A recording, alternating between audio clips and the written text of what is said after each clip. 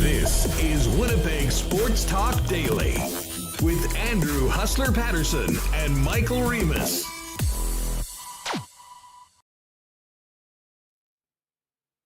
Hey, what's up, everybody? Welcome to a Tuesday edition of Winnipeg Sports Talk Daily. Andrew Paterson and Michael Remis with you. Had a busy show today. Mike McIntyre, covering the Winnipeg Jets, is going to jump on with us for the latest on the squad post-practice today, heading into tomorrow's exhibition game number 5 of 6. And we'll talk a little Brad Lambert, get the latest on the players remaining and how the lines look today, with a few players back off of some time away from camp, including Morgan Barron. So we will talk plenty of Jets.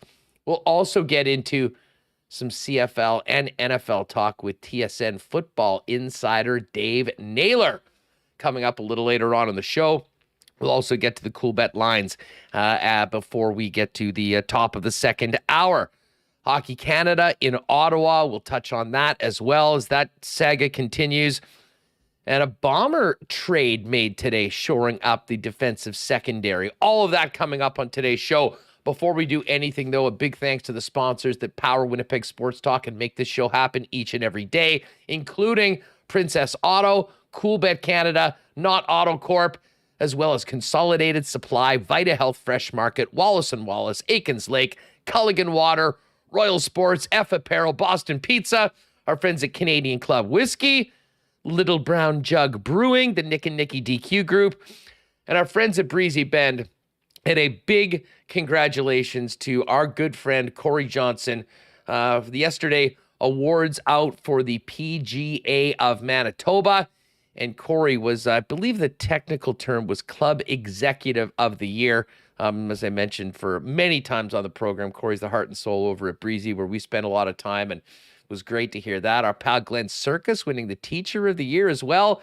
And congratulations to everybody that got the awards. Eric Johnson as well. I think he was the salesperson of the year. Had some nice connections with a bunch of guys that got some hardware at the PGA of Manitoba awards yesterday. All that being said, we're going to talk Jets, we're going to talk Bombers, and much more. Welcome to everyone that's with us live on YouTube right now. Make sure to hit that red subscribe button if you haven't already.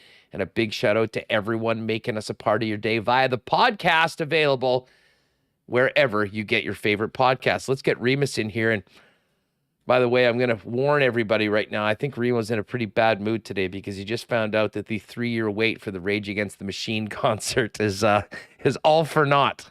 I'm pretty rattled here, Huss. I saw the Canada Life Center posting it on Twitter. Rage Against the Machine with the announcement that they're postponing the tour. Zach Del Roca tore his Achilles when they finally got it going. So he bought these tickets, Huss. February 2020 is now October 22, almost 3 years later. And it is finally canceled. And Ticketmaster, and Live Nation, they've had my money for this long. And now I'll be getting it back without interest. So, I mean, I wish Zach the best, but that's like one of the things, I only look at my phone and scream at it when I get Jets alerts, usually, when Wheeler was, they announced the captain that they were taking away from him. You look at your phone, I'm like, whoa, this was that for me. So pretty disappointing. And, we haven't really had any good rock concerts. I went to the Eagles a couple weeks ago, but, Foo Fighters, went on hiatus after Taylor Hawkins passed away, which was extremely sad. And Rage Against the Machine canceled, so maybe we'll get something to make up for it. But for concert fans here, we're waiting for this one. I'm rattled. I know it's not sports, but I think it's a similar demographic.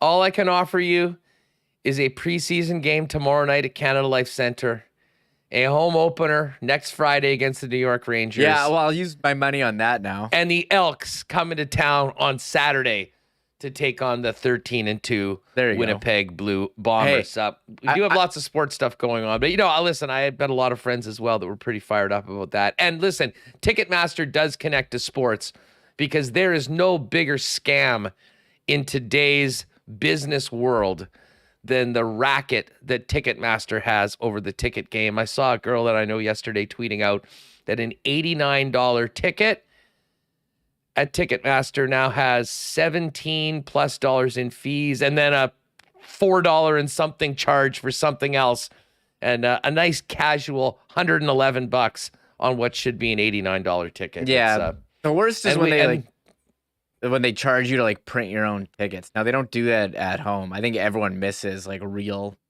tickets.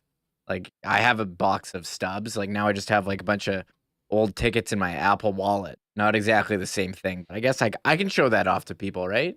Those are like NFTs of your ticket. Yeah, they are. I even got like my I don't delete anything from my Apple Wallet. I'm a digital hoarder, so I have like old expired. Oh, it says show my expired passes. I got like all my plane tickets on here and like other tickets. You put plane tickets in your Apple Wallet? Of course, yeah, you got to. The best. Oh, interesting. Yeah. I've never done that before. Yeah. But yes, and actually I've never really looked at my expired passes, but here we've I got Manitoba Moose, Jets, Bombers, Jets. I got an event ticket. Oh, I went to a Raptors game in Valor FC. Yeah, see? I got good stuff on here. Airbnbs end up in there somehow. So come on. That's my new I have like a binder with some ticket stubs. Now it's just in my Apple Wallet. Yeah, well, as I said, it's all there in one easy spot. And that was a game changer, going to games and realizing that it was way easier to use the Apple Wallet for tickets. I don't know when I started doing that, but I was so pissed off, actually, when they put in the new rule that you can't send screenshots. Yeah.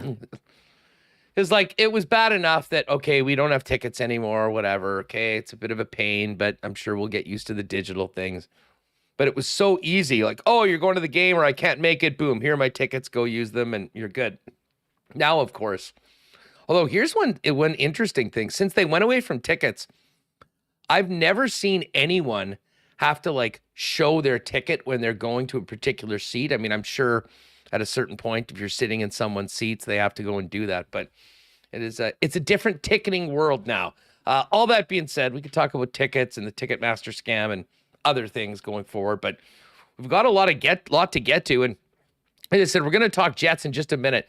We're going to hear from Rick Bowness, Mark Scheifele, little clip from Brad Lambert, who has been the talk of the town since the game on Saturday night. But we should start off with some pretty significant Bombers news, Remo. A trade today made by Kyle Walters, trading for Alden Darby to come back. A member of last year's Grey Cup team, signed with Hamilton in the offseason. And it does seem like these injuries in the secondary have really added up. And Cedric Wilcox, who actually was in the active lineup last week, starting at defensive end with Jackson Jeffcoat out on the way to Hamilton. And I guess I had two reactions right off the bat. Great to have Darby back. He's a guy that the Bombers could certainly use considering the injuries that they've suffered over the course of this season in the secondary. But the other thing was, if the Bombers are willing to trade Wilcox, you'd have to think that is good news for Jackson Jeffcoat, who missed the last game. Wilcox went in for him, although Jackson was not at practice this week. Bombers are in a pretty luxurious situation right now where they can afford to let guys wait as long as they need to get back in. But I have to admit, I did take that as hopefully a good sign about Jackson Jeffcoat's availability going forward. And certainly Darby's a guy that knows this team, knows the organization, and knows about winning a Grey Cup. And he'll have the opportunity to do it again here in Winnipeg. Yeah, we have a trade to announce. And I think, we've talked the last couple of weeks here, Huss, about the issues that the Bombers have had in the secondary with injuries. So you trade from a position of strength, and you fill up, I think it was Rutledge who got banged up previously. So Alden Darby knows the system, played here before, won a Grey Cup. I remember when he signed with Hamilton in the offseason, we were kind of like, oh man, like that's too bad. He was a big part of the team. But hey, we bring him back now, and I don't know if it's going to have the impact of another trade deadline acquisition the Bombers made. That's acquiring Zach Collaros a couple of years ago. But hey, any trades are good. So that's pretty good deal here for the Bombers. I like it. You know, I was watching SportsCenter last night after the Monday Nighter, and we'll get to that in a minute. There's a couple hilarious things that happened in that football game, but they were doing a top 10 list of wild, evasive quarterback moves inspired by the playground play that Mahomes did on Sunday night, leading to that little pitch pass to Clyde Edwards-Helaire. And number 8 on the list was the Zach Collaros touchdown to Darvin Adams at the end of the regular season in 2019. And that play never, ever gets old. And the funny thing is that was, as we've talked before, it was the one regular season game that Zach played for the Winnipeg Blue Bombers. But every single time I see that, Remo, I think of being at the Heritage Classic in a packed bar, half Calgary fans, half Winnipeg fans, and watching that play and looking over at other Bomber fans and Jet fans as they were in shock, awe, and realize now looking back that was the start of the most special run that we've seen here potentially ever. And right now on the verge of doing something that no team has done since the early 80s and those Edmonton teams led by Warren Moon. So, yeah, the Zach Collaros, his story never gets old. The wins never get old. But that play, which was featured last night, will continue to be one to Darvin Adams, started it all for the Bombers. And hard to imagine we're 3+ years later, 2 championships down, 13 out of 15 wins on the season, with another great chance for the blue and gold to do it again. Yeah, and it's funny, you think of that play, was when he scrambled Collaros, but he's been making that signature play so many times. And one thing that really impresses me is his deep ball. And he's found a way to connect with Dalton Schoen so many times, Nick Dembski. Amazing that he was able to connect with those two and Rashid Bailey for touchdowns in the win over Saskatchewan. So the Bombers keep on rolling, and we're kind of just like waiting here to find out who the opponent is in the playoffs. They haven't clinched the division yet. Ed Tate was tweeting about this one yesterday. Everyone's asking, what is the playoff scenario here? And he said, this is from the league to make it official. A Winnipeg win and a BC loss, they'll clinch first place in the West Division and will host the Western Final on November 13 at IG Field, which I think will be a bit warmer than last year's Western Final. Do you remember that one? Last year, I'll never forget it. I'll never forget it. Still cold from it. I'll be honest, the cold made that game what it was. I mean, that was a big part of the experience. And the fans, the way they showed up for the entire game and stood behind the Bombers after, 5 turnovers in the first half. And then the scenes in the fourth quarter, everyone's singing and dancing and just trying to keep warm. Definitely a magical day. And yeah, I guess the chances are, based on historical averages, that it will be warmer than it was last year. But don't count on it at all. That being said, we'll worry about November weather when we get to it. I got to tell you, though, this stretch of fall weather here in Winnipeg over the last week or so we've had has just been absolutely glorious. A lot of people getting some final golf games into October. It certainly is great, and we'll cross our fingers. Actually, while we're just doing a quick WST weather break, we may as well take a quick look. How are we looking for Saturday? Sunny and 15. I think we can take that. It's 18 right now, so a little cooler than it is out today. But sunny should be great for that Princess Auto tailgate party before the game. And a 6 o'clock start on Saturday for the Elks and the Winnipeg Blue Bombers. Well, listen, before we move on from the Bombers, and we'll talk a little bit more about this deal and some things happening around the league with Naylor later on in the program, let's get to the why not question of the day right now for our friends over at Not Auto Corp at Waverly and McGillivray. And we'll focus in on the Bombers. Thoughts on this trade, what it does for the Bombers on the defensive side of the football, And I guess the why not question of the day for you is, folks, and hit us up in the comments. Should Kyle Walters stand pat after the Darby trade, or is there another area of the team you would like to see shored up? It's pretty hard to pick apart the Bombers right now with the season that they've had, 13-2. But again, it was just 2 games ago that they, had a pretty rough afternoon in Hamilton, certainly in the defensive secondary. Obviously, that caught Kyle Walters' eyes, and they've brought Darby back. But I don't see any glaring holes elsewhere on the roster, but I'm interested what you think for today's Why Not question of the day in the chat or in the comments if you're watching us afterwards. What do you think about that, Reem? Yeah, I think a lot of it depends on injuries. If you have some of these linebackers hurt, or it seems like the DBs getting hurt. I see people asking about Demario Houston as well. It just seems like every week someone has got hurt. The one other area people raised here in the chat is kicker. But I think after that miss on Montreal, even before, Mark Leggio has been pretty solid. And once he hit that winner against Saskatchewan, the 55-yarder in the Labor Day Classic. Yeah, it was back. And I think the team is really confident in Leggio. And I got to give him a lot of credit. The way that he bounced back from, a miss that, frankly, if the situation was different, could have cost him his job. The confidence that the team and the head coach placed in him, and the way he rewarded them in that game against the Saskatchewan Roughriders and his performance since then. It certainly feels like it's a very different situation last year when that was a major issue for the Bombers throughout the season. And, of course, the Lucha Libre, our buddy Sergio Castillo came in with the Lucha mask and the poncho and ended up being, from my perspective, the MVP of the Grey Cup game. He was such an important player in the game with those 5 field goals. And anyways, hit us up, not question of the day. Your thoughts on the Bombers, and are there any other needs for this team that you'd like to see Kyle Walters address before the deadline, or is it all systems go for Cup number 3? Remo, so I guess we'll mention the game later on because there's some funny stuff from last night. But Blue Jays playoff bound and now officially hosting the wild card on the weekend. Yes, against the Mariners. That's right, your team. Jeez. It's not confirmed, but yeah, it's looking like it's going to be Seattle. But I think if they lose and the Rays win out, there's 2 games left. People are getting pumped here, Huss, for the Jays playoffs. So I got to wrap that. Seattle's my team. So haven't been in the playoffs since 2001.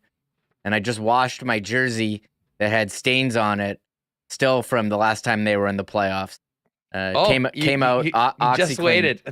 I was just waiting for the right time, and I don't know if I can wear it on the show, but I'm kind of excited. But it's this new playoff format, Huss. Best of 3, all at the same place. So Rogers Center gonna be bumping. Sounds like so. Yeah, well, and that's why getting the first wild card was so important. The Jays, I think, and we've heard some players. There's been a lot of interesting stuff on social media going back to the playoffs of 5-6 years ago when the Jays beat Baltimore, and I believe it was Trey Mancini who was interviewed, and he said that the noise was so deafening. I mean, that was about as big of a home field advantage as you'll see in the sport of baseball ever. So I know there's a few folks here in Winnipeg that got tickets and they're heading out for the game. So I'm pretty jealous about that. Got a few friends in TO that'll be there as well. But I wouldn't listen. I think that this team has the potential to really get on a run. We know how talented they are. We know how they can hit when things are going well. And, with the performances, particularly of Ross Stripling, who's kind of added to Barrios and certainly Alec Manoah as the ace of the staff. I mean, Kikuchi didn't work out. Hyunjin Ryu's been out for the majority of the season. But the season that Stripling has had is huge. And the best thing that they can do is win those first 2 games, not have to play the 3rd game, and set up that rotation for the ALDS in round number 2 after the best of 3 wild card round. So we will definitely get ready for that series as we get closer to the weekend. And then one of the other things that we're going to get to, and maybe we'll touch on this with Mike a little bit, but all day today, we've been seeing more reports of Hockey Canada back on Parliament Hill. And, they've claimed that this Globe and Mail report was mischaracterized and not necessarily a new fund. I'm sure this is somewhat semantics. I think we know what the money was going for. But it's quite clear. It's Andrea Skinner that's now heading up the board, definitely backing Scott Smith and the Hockey Canada executives that are still there right now. And there's quite a few people from all parties that are not having it right now. So we'll keep an eye on that as well throughout the afternoon. Now, we are going to get to the Jets. Mike McIntyre is going to jump on with us in about 15 minutes or so. And before that, we're going to get to some little audio from Coach Bowness, Mark Scheifele, and more. But before we do that, a big thanks to our friends at Consolidated Turf for jumping on board with Winnipeg Sports Talk. We were talking about those golf awards earlier today from PGA of Manitoba. Consolidated Turf has been a huge part of the golf industry for decades here in Winnipeg and Manitoba as the lone club car distributor in the province and working with golf courses all around, but also irrigation systems for golf courses, but also ones that you can have to get your lawn beautiful and lush coming up next summer. They've also got great artificial turf solutions for grass. For grass that'll withstand your pet's waste or won't grow in that shaded area. Or if you're thinking about putting that dream putting green in the backyard, our longtime listener, Joe at the branch, will definitely hook you up. And of course, when you're thinking about maybe a new project for that beautiful backyard, Consolidated Supply has amazing outdoor kitchens, hot tubs, and more. Find out more on everything Consolidated Supply has waiting for you. They are at 1395 Niagara Road East, but check them out online at cte.ca or give Spicy and the guys a call at 204-470-3832. The gang at Vita Health Fresh Market is ready for Thanksgiving and, of course, the upcoming fall. And if you want great prices on natural and organic supplements, beauty products, and groceries, stop by and shop at one of the 7 Vita Health Fresh Market stores or online at myvita.ca. Back to school is here. Vita Health is packed with great school-friendly snacks and lunch items, as well as great immunity products like vitamin C and D. And Vita Health Fresh Market is the largest supplier of and carrier of local products as well. So if you want some great local stuff for that Thanksgiving dinner, now's the time to get down to Vita Health Fresh Market. And while you're at it, on the go, great lunch options, including Vita Market, salad, soup, sandwiches, and more. Vita Health Fresh Market, empowering people to lead healthy lives. 7 Winnipeg locations, including the newest store in Linden Ridge, and online at myvita.ca. Looking forward to heading down to Wallace and Wallace tomorrow and seeing my pal Gordo and meet some of the folks there at their spot on Lawson Road. We've been telling you for the last few weeks that there still is time before the snow flies to get a brand new, beautiful garage door installed at your spot. Despite supply chain, sucker can be ordered, delivered, and installed in 4 weeks, just in time for the snow to fly, for that busy, busy time of the year where the garage door is going to be going up and down. But if you have an issue with the current garage door and aren't looking for a new one, the experts at Wallace & Wallace can help you get that fixed at a great price ASAP. So you're not doing it. I know Michael Remis has had garage door repair as well. So we've heard some great things for some of our other listeners. Pop down to see them at Lawson Road, or you can find more online at wallacedoors.com or give them a call and they will be happy to help you. And a big shout out to the gang at Aikens Lake who finished up a great season. Cannot wait to get back there if you're thinking about an amazing fishing trip where you can be on the water in less than a couple hours from the city of Winnipeg. Aikens Lake is the spot. Find out more online at aikenslake.ca. All right. Remo, let's get to some of these clips. And you know what? Before we hear from Bones and from Mark Scheifele, we may as well. We just got a little bit from Brad Lambert. No surprise that the assembled media wanted to hear from the young Finn who brought fans out of their seats on Saturday night at Bell MTS Place and made a great impression in his first preseason game last Thursday. Lambert looks like he's going to be a player tomorrow night against Calgary. And we'll go 9, then 10, Reem. Here is Brad Lambert just on the preseason in his first 2 games playing against NHL competition. Yeah, honestly, I didn't know how I was going to go. I just came in here and every day is a new opportunity, and trying to do everything I can to take advantage of every opportunity I get, and just work hard every day and learn every day.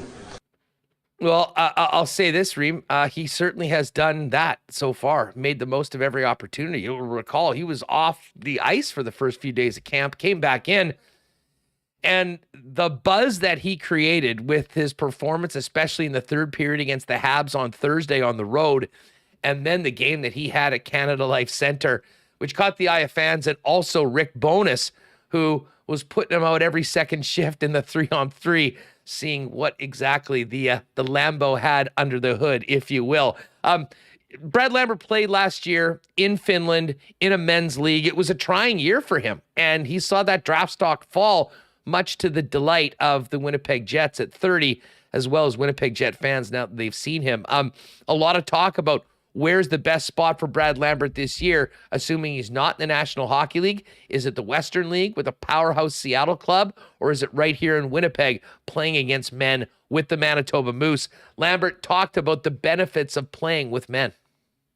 Yeah, I think, I said all along, it's it might not be the best thing for the short run in terms of putting up a bunch of numbers and stuff like that, but I think it'll help my overall game and my readiness for the next level to play men's hockey, and I think it did really help me. So you really need to, back in Europe it's a really defensive league and you need to be responsible in both ends, so I think that helped me quite a bit. All right, Brad Lambert, the Canadian name, the Finnish player, and certainly a very exciting young man for the Winnipeg Jets. Now, there has been some talk about the nickname. Now, Nate Schmidt, I believe, referred to him as Big Bad Brad. I just sort of assumed with a name like Lambert and the wheels that Brad Lambert has, that Lambo is the most obvious nickname. But not surprisingly, that was also brought up with the Jets rookie. I guess he's not a Jets rookie yet until he signs a contract, but the rookie at training camp. And here was Brad Lambert on the nicknames that he's been given by teammates.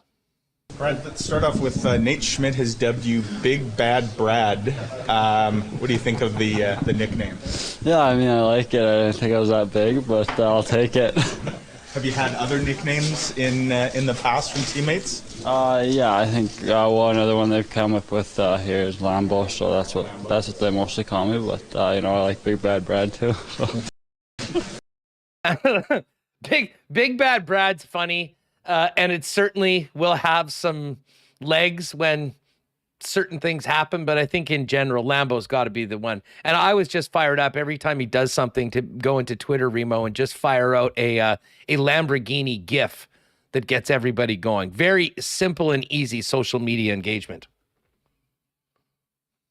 That's been the question here. Someone tweeted at me, what's the nickname for him? I can put out a poll, see what the chat thinks. But someone was like, is it Big Bad Brad or Lambo? And I think Lambo's pretty easy, but I do think Big Bad. Can you do a secondary nickname? Yeah, they're not mutually exclusive. They're not mutually exclusive. Like, didn't Bret Hart have two nicknames? He was also like the excellence of execution and the best there is, the best there was, the best there ever will be. So he could still be Hitman. And the Hitman. So he had three nicknames. So he could have Brad Lambert could have multiple nicknames. You don't need to have just one. I think that's something we should consider. Yeah, I don't think that we need to really go too hard on a poll making people decide between the two. Yeah. What we will need to do is figure out where he's playing this year. But as we talked yesterday, and I heard Sean and Ken talk about this afterwards, I really do think with the performance, and again, this is a week, it's 2 preseason games. Let's see what happens tomorrow. But I think at minimum, he's done enough to show that he's got some time here in Winnipeg ahead of him, probably not in the Western Hockey League. And, I think the Manitoba Moose, with the potential of call-ups and potential of playing some games in the NHL this year, would be the best thing. And I think he's basically, Reem, put them in a situation where it would almost be impossible for them to send him back to junior. Yeah, and speaking of wrestling, people are calling him Big Bad Brad. Too hard to say. Triple B. Us. Triple B. And yeah, I agree with you. I mean, you see that play in overtime, you see the speed, and you think about the Jets' need for scoring in the bottom six, and I think he can definitely help and make an impact. And I mentioned this yesterday, and someone said to me, just look at him in the overtime. Now, I know preseason hockey, bit different than regular season, but what's the harm in giving him a shot? Give him a couple games, see how he looks, and I think he could definitely help the team. And he's been practicing. We'll get to the lines more with Mike, but he's been practicing with Perfetti and Tony Nato, although that might be a placeholder. We'll see where you think? Yeah, I'm pretty sure Tony Nato didn't just emerge and all of a sudden graduate to the top six and will be centering the second line. It does look like Harkins and Dubois were out yesterday. They returned to practice today. They were skating with Blake Wheeler, and the assumption from the media, and we'll try and get some clarification from Mike, is that those players will be out of the lineup. So, and for people freaking out about putting Perfetti and Lambert with Tony Nato, I think a big reason for that is the other lines, Connor Scheifele, Ehlers, as well as Menelainen, Gustafsson, and Gagne, and Barron, Lowry, and Appleton are all three lines that, Rick Bowness would like to see play with each other for a full game, especially with Morgan Barron getting an audition playing with Lowry and Appleton after somewhat of a quiet training camp so far for Jansen Harkins. Well, let's get to Bones. The big story yesterday, which was sort of neat, although didn't seem to be a big favorite of Mark Scheifele's, was the wrong-handed practice. Rick Bowness had all the guys play and shoot the wrong way for a little fun scrimmage with a couple of pucks, and obviously there were some folks afterwards that are asking Rick what exactly was going on. Tell us about the wrong-handed drill for the fellas. Got to have a little fun. It's training camp. We'll do that quite a few times during the season. Yeah, it's still a game, right? It's a long training camp, and it's a game. You got to have some fun with it, man. Is that a trick you've pulled out of the toolbox before? Yeah. Oh, yeah. We'll do that. We've got other games we play just to get going, get into it, and again, camp goes, it drags on, but you never forget it's a game, and we got to enjoy it and have fun. Anyone catch your eye? Ehlers is unreal as a righty. He threw a couple of right-hand saucers and shocked me. I can't make those on my natural hands. All right, so there's Bones with some love for Nick Ehlers. There was a clip, I don't think we have it. Scheifele, not a fan. He said it took him about 20 minutes to get back to his normal shooting way, and hopefully they wouldn't be doing that one again. Hopefully that doesn't mean a bad start to the season or anything for a guy that the Jets really need lots from. But we'll hear more from Scheifele in a minute. Everyone's been talking about Brad Lambert. We just heard from him. He met the media yesterday. He looks to be in the lineup playing with Perfetti on that second line with Tony Nato, filling in for Pierre-Luc Dubois. Rick Bowness was asked straight up how impressed he's been by Brad Lambert so far. He has. There's no question. I mean, like I talked to him today, like what he does, we can't teach. You can't teach what that kid does with speed. It's unreal how fast he is. We'll teach him how to play the game, understand the game a little bit better. That'll be our job. But some of the things he does, that's just natural, and it's beautiful to watch when he gets going. What keeps a guy like Brad Lambert out of the NHL team? Given that skill set, what he's able to do with the puck. Well, first of all, he's not signed. So sure. That's the start. Assuming not that. Listen, that decision will be made over the next little while, in terms of where he starts and where he plays. He hasn't played his way out of here yet, and I love working with kids. So let's give that a few more days to develop and see where it goes. A really interesting answer from Rick Bowness, because first off, obviously, there is no contract yet. So before he plays for either of the professional teams here in Winnipeg, there's going to need to be a deal done. And it was speculated by Ken, because of the precipitous drop he had from where he was expected, there might be a bit of a back and forth on signing bonuses, which I certainly have time for. Bottom line is, I think they will get this done. And from Bowness's perspective, you could really tell that he was trying to, at the same time, show legitimate excitement in this player, but also, and not really pumping the brakes, but maybe just not get to that point where people are assuming that he's going to be a lock for the lineup. Although he's going to have another opportunity to show people what he can do tomorrow night and maybe make it that much harder for the coaches to send him elsewhere. Bowness talked about Lambert and if he's able to play away from the puck. He's picked it up. If you watch some of his angles in the neutral zone and angling guys to the wrong where we want him to go, he's picked that up very well. So the defensive side of the game is something every young player has to learn, how to play without the puck, how to play as a five-man unit without the puck and where he's supposed to be. He's picking that up. And some of those things, sometimes it takes a little while. Some guys pick it right up, other guys it takes a little while. So all those things are involved with making the ultimate decision of where he'll play. But he's got great natural hockey instincts, and he picks those things up pretty quick. All right, Rick Bowness on Brad Lambert. A little bit more. I mean, many of the questions yesterday were about the 18-year-old Finn that was drafted at the end of the first round. And Bones discussed about Lambert and whether he can make the jump to the NHL, maybe a little earlier than originally assumed. If he plays his way onto the opening night roster, you figure that out as you go along, and he'll figure it out. Can he adjust?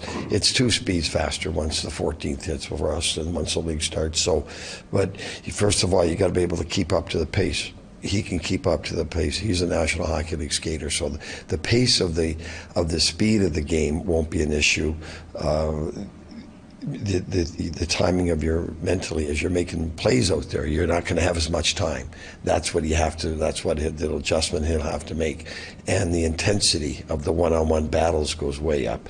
So those are the adjustments that if he's here opening night, and again, guys, let's not get way ahead of ourselves here.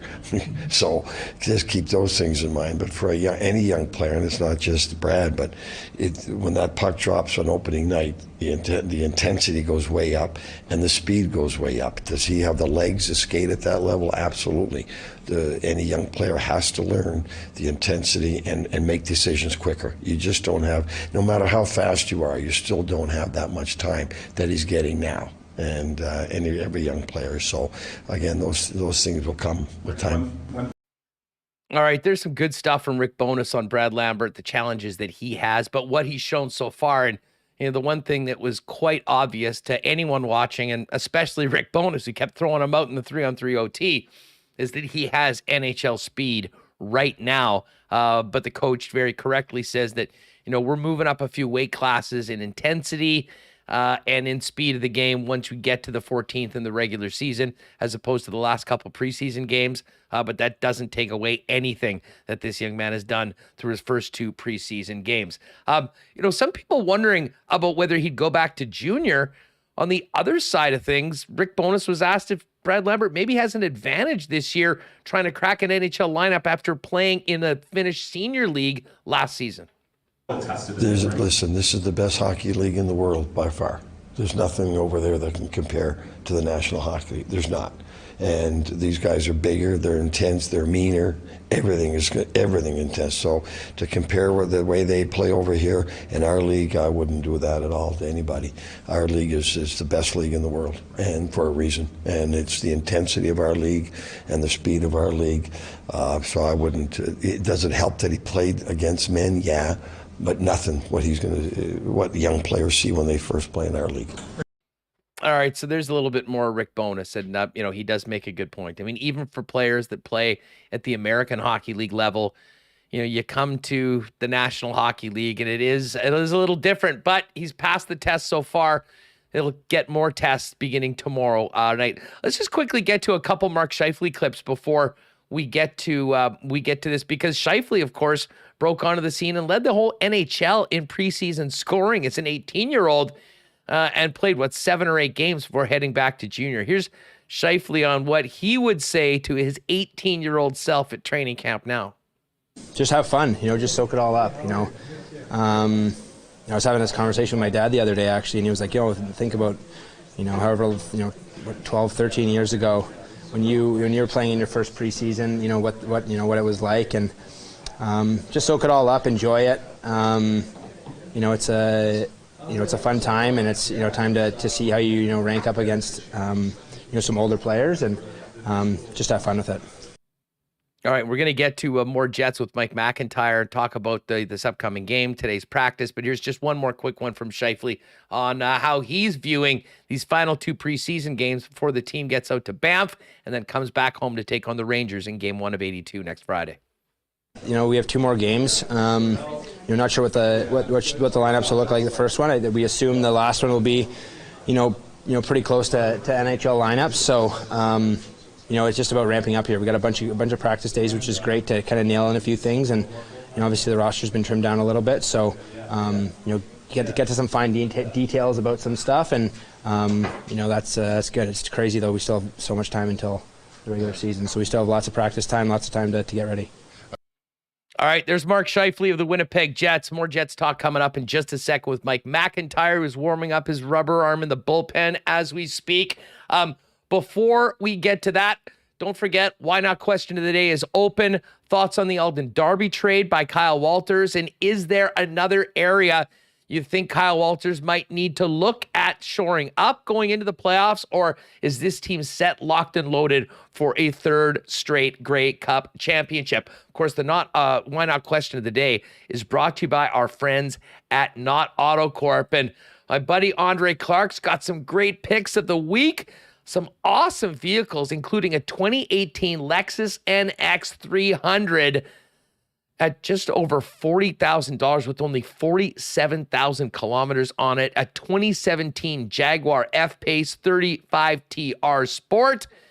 And a beautiful 2018 Audi Q5 Technic Quattro all-wheel drive, all loaded. Just a few of the great vehicles that are waiting for you right now over at Not Auto Corp. And for those of you that are maybe thinking about selling a vehicle, the consignment program at Not Auto Corp can help you take care of all of the worries. You don't want strangers coming to your house. The Not team are the consignment experts. They'll certify, detail, and remarket your vehicle to maximize its value and handle all the financing and work. You can just sit back and wait for a big check. Find out more, Not Auto Corp in person, Waverly and McGillivray, or online over at not.ca.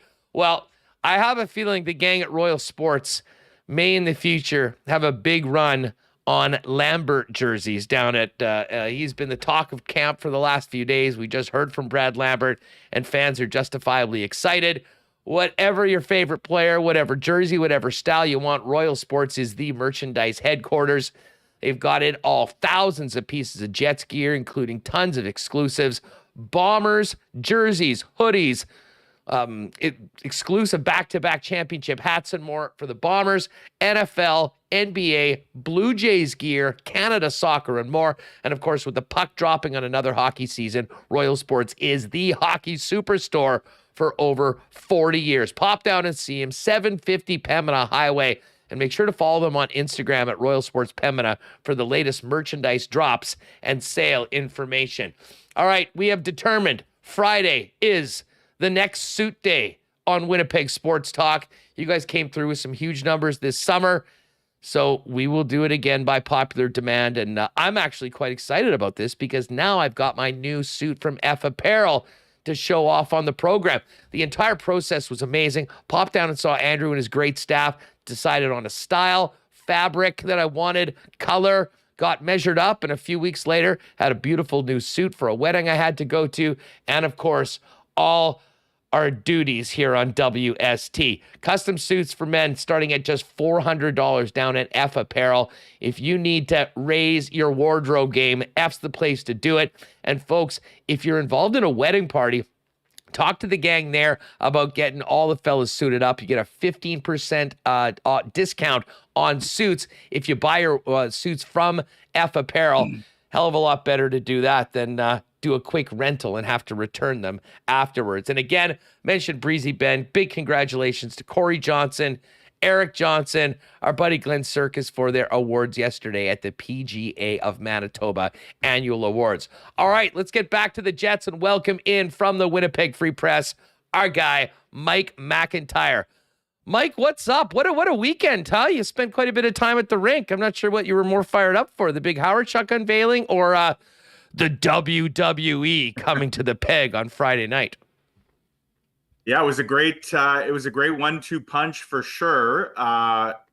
Unintended, because there were a lot of punches thrown on Friday night. The WWE, they put on a heck of a show there. It was fascinating to see the TV side of things, like a little different than your typical arena, non-televised event. It's a slick production. I was up in the press box at Canada Life Center, so I was looking down on the action, and I actually could kind of see behind the scenes, like behind the staging where the wrestlers would come out. And yeah, it was pretty neat. And to think, I think, there was over 2 million people just in the US alone that watched that. Like Winnipeg was put on the international map. It's broadcast, in 60 different countries. Millions of people would have seen it. And I must admit, I'm a sucker for when the heel, the bad guy, comes out and just trash talks the town they're in. And Chad Gable, who is a great heel, he comes out, and I don't think this part was actually televised. This was during a commercial break, but he predictably ripped on Winnipeg, and he went for the easy route. He ripped on the Jets, said his match was coming up, and he said, their chances of winning are zero. And he said, in fact, the only thing that there's less a chance of happening than me losing the next match is the Winnipeg Jets winning the Stanley Cup. And that actually got a "Go Jets Go" chant going inside Canada Life Center.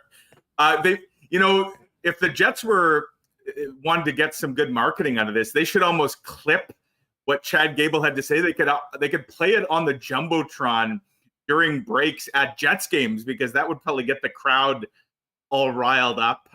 It was great atmosphere. And then, the Saturday event was just spectacular.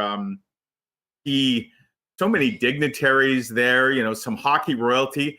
I must say, Huss, one of my personal highlights, and I'm writing a bit more on this today, I got to sit down with Serge Savard after the ceremony for about 10 minutes. Like, it felt like I was in the presence of royalty. You were there. You saw Serge. He looked great.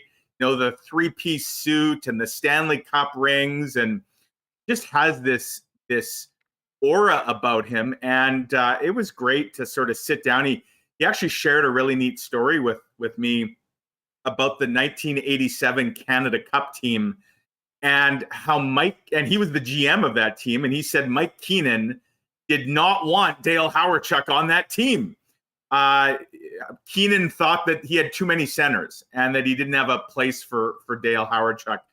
And Serge Savard said, I made it clear, you got to get Dale Hawerchuk on this team one way or another. I don't care where you put him. You gotta get him on the team. And of course, we all know how that kind of turned out with Hawerchuk's role in that terrific game clinching goal that the Team Canada scored. So yeah, it was a great ceremony. Statue looks awesome.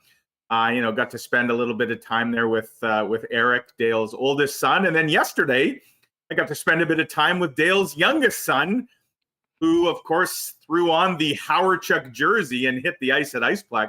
What a cool little story that is, that he's trying out for the Moose. It was bizarre to see a Hawerchuk skating on the ice here in Winnipeg. So just a real good moment for the organization and for the city and the community. It looked good on everybody. Well, the entire day, and I mentioned this yesterday, but from Mark Chipman right down to everyone that was involved in, when putting that on and getting the statue made and the finished product. Yeah. It was just absolutely first class. And, you heard that from everyone that was involved in the day. So it was a great day for the organization. It was an exciting day for the fan base and for the city. And then we went to the game, and the excitement continued because of a young Finn that sounds like a Canadian wearing number 47. It was wild. We didn't have a show on Friday because of the Truth and Reconciliation Day, Mike. Right. And, we finished up on Thursday saying, I'm looking forward to this game in Montreal tonight. We'll see what, we get a chance to see. We came back on Monday, and 95% of the Jets conversations was about Brad Lambert. We saw what he did in his debut on the road. And then, listen, he caught a lot of people's eyes that were in the rink. I'm sure that were watching it. He brought us out of our seats on a few plays, including that beautiful goal that I can't believe did an offside challenge in the preseason. That was just absolutely ridiculous. But Rick Bowness probably more than anyone catching his eye because of how much he played late in the game in the third period and in the overtime period. I didn't think we'd be having this conversation, but here we are. Brad Lambert has sort of emerged as one of the great stories of camp with 2 preseason games remaining. So let me first of all say an offside challenge in the preseason, that should be a misdemeanor. And going to a shootout in the preseason, that is a Class A felony.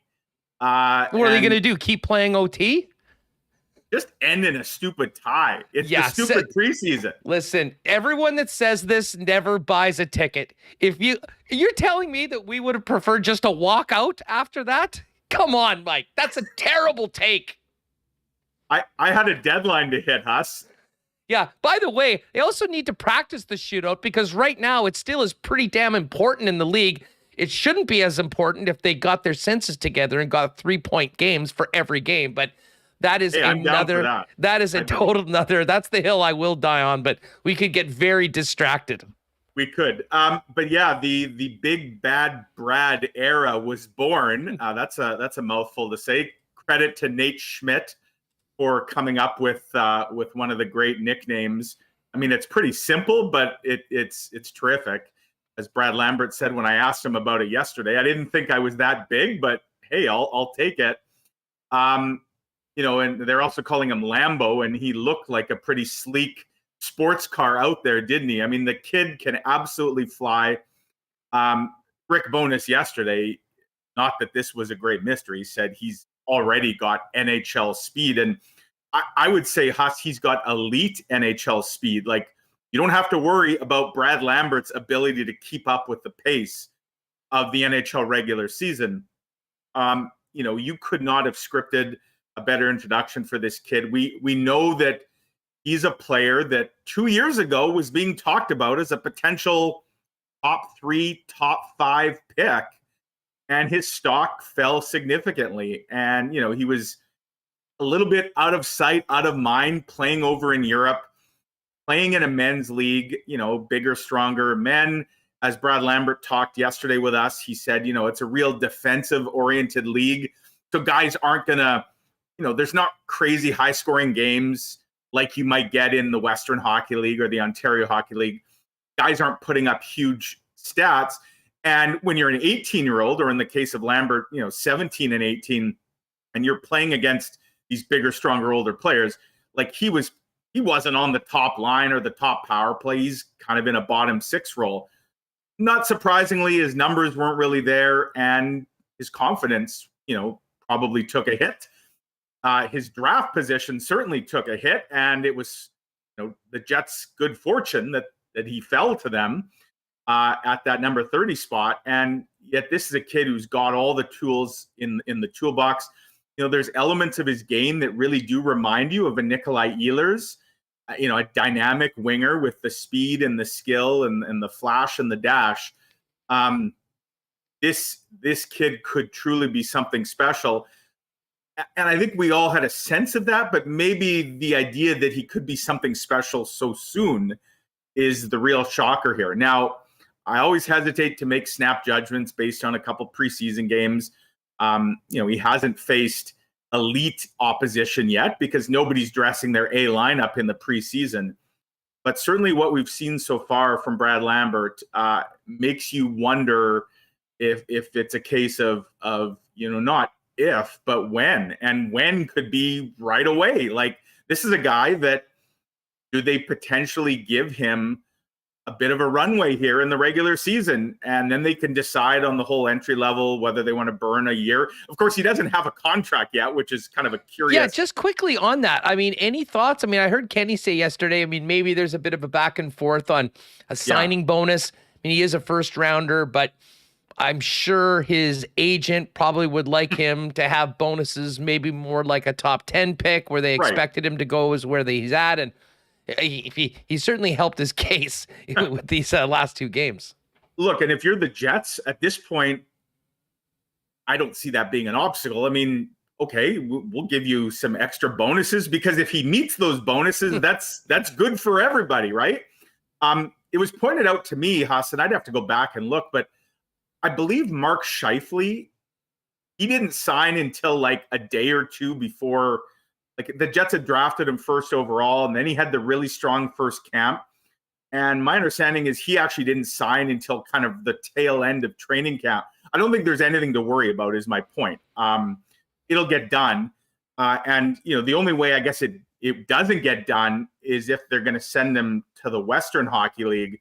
They don't have to sign him. If he's going to play for the Moose or the Jets, they got to get his name on a contract here in the next few days. And Huss, I'll say this, just based on what I've seen, I'm not necessarily ready to anoint him as a top 6 winger at the age of 18 in the NHL regular season just yet.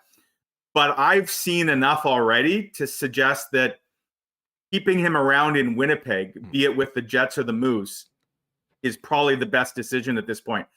I don't really see the benefit now of sending Brad Lambert to junior. Yeah, he might be able to put up some monster numbers, but so what? Is that really helping his development? A guy that's already been battle tested against bigger, stronger, older men in Europe and now in a few exhibition games. To me, at this point, it's just a question of the Jets or the Moose. I suppose if they started him with the Moose and maybe he has some struggles and, they watch him for a bit and they think, maybe it'd be best for him to go to junior. You could always go that route. That's what they did with Ville Heinola a couple of years ago. If you'll recall, he made the Jets, then he got sent to the Moose, played a few games. They decided that it's actually better to send him back overseas. In Lambert's case, you'd always have that option. But I think, and everything Rick Bowness said yesterday, Huss, he sure sounds like he's quite smitten with what he's seen, and for good reason. Well, you're exactly right. And by the way, Scheif did, shout out to Remo for grabbing this. Scheifele signed on the 3rd of October. And the first game was, I believe, the 9th. Right. So, essentially end of the preseason. He led the National Hockey League in preseason scoring. They're like, how the heck are we not going to have this guy in the lineup? But then eventually was returned to junior. And we know how all that finished up. It is sort of wild. And I mean, I'm as excited as anyone. I mean, I was at that game. I mean, it was, thrilling to see what he was doing out there. And it was also really cool to see Rick Bowness continue to throw him back out there. And I'm not sure maybe we would have seen that under prior regimes. All of that being said, Mike, though, I mean, this is 2 exhibition games against, lineups that don't even come close to resembling NHL lineups with what we're going to see. But in your opinion, what's at stake for Brad Lambert tomorrow night, presuming Friday, if he gets back in there? And how realistic is it that he might start the season a la Scheifele with a little bit of a chance to show what he can do at the NHL level right out of the gate? Well, I'll tell you what's fascinating to me, Huss, and that is the lineup that the Jets are presumably going to roll out tomorrow. I don't think it's a coincidence that Brad Lambert is going to play on a line with Cole Perfetti. Now, Dominic Toninato is going to be in between them, and I already see some people on Twitter losing their minds over that. There's a couple reasons for that. Number one, Mark Scheifele starting the year with Kyle Connor and Nikolai Ehlers. So you're not breaking up other lines just to maybe see what other guy. You want to get the Scheifele line going. There's only 2 games left. Right. Number 2, Pierre-Luc Dubois is nicked up. And he missed practice yesterday. He was back out there today. That's a good sign. It's nothing serious, but he's not playing tomorrow. So what center would you like Lambert and Perfetti? And I guess some would argue we'll put Perfetti at center, but Perfetti's not going to be playing center when the season starts. And again, you're trying to build towards the season. You're not moving Cole Perfetti and then putting another winger with Lambert and him. You're not throwing everything into disruption here. Dominic Toninato, first of all, he's a very defensively responsible guy, which presumably will allow the likes of Perfetti and Lambert to kind of wheel and deal and maybe not have to worry so much about that. Again, Lowry is going to be playing tomorrow with Barron and Appleton. because it's Morgan Barron's first game, and that's where they think Morgan Barron is going to start the year, with Appleton and Lowry. That was the plan. So, I see this Toninato. What are they doing? Who would you like to be in that spot when Dubois can't go tomorrow? So I wouldn't put any stock into who the center is, but I would suggest that a very good game from that line, specifically the two wingers, and it's pretty clear Toninato's the placeholder on that spot for Dubois. But, Blake Wheeler's the guy that's supposed to be on the right side with Perfetti and Dubois. Blake Wheeler's not going to play tomorrow. What if Brad Lambert looks really good with Cole Perfetti?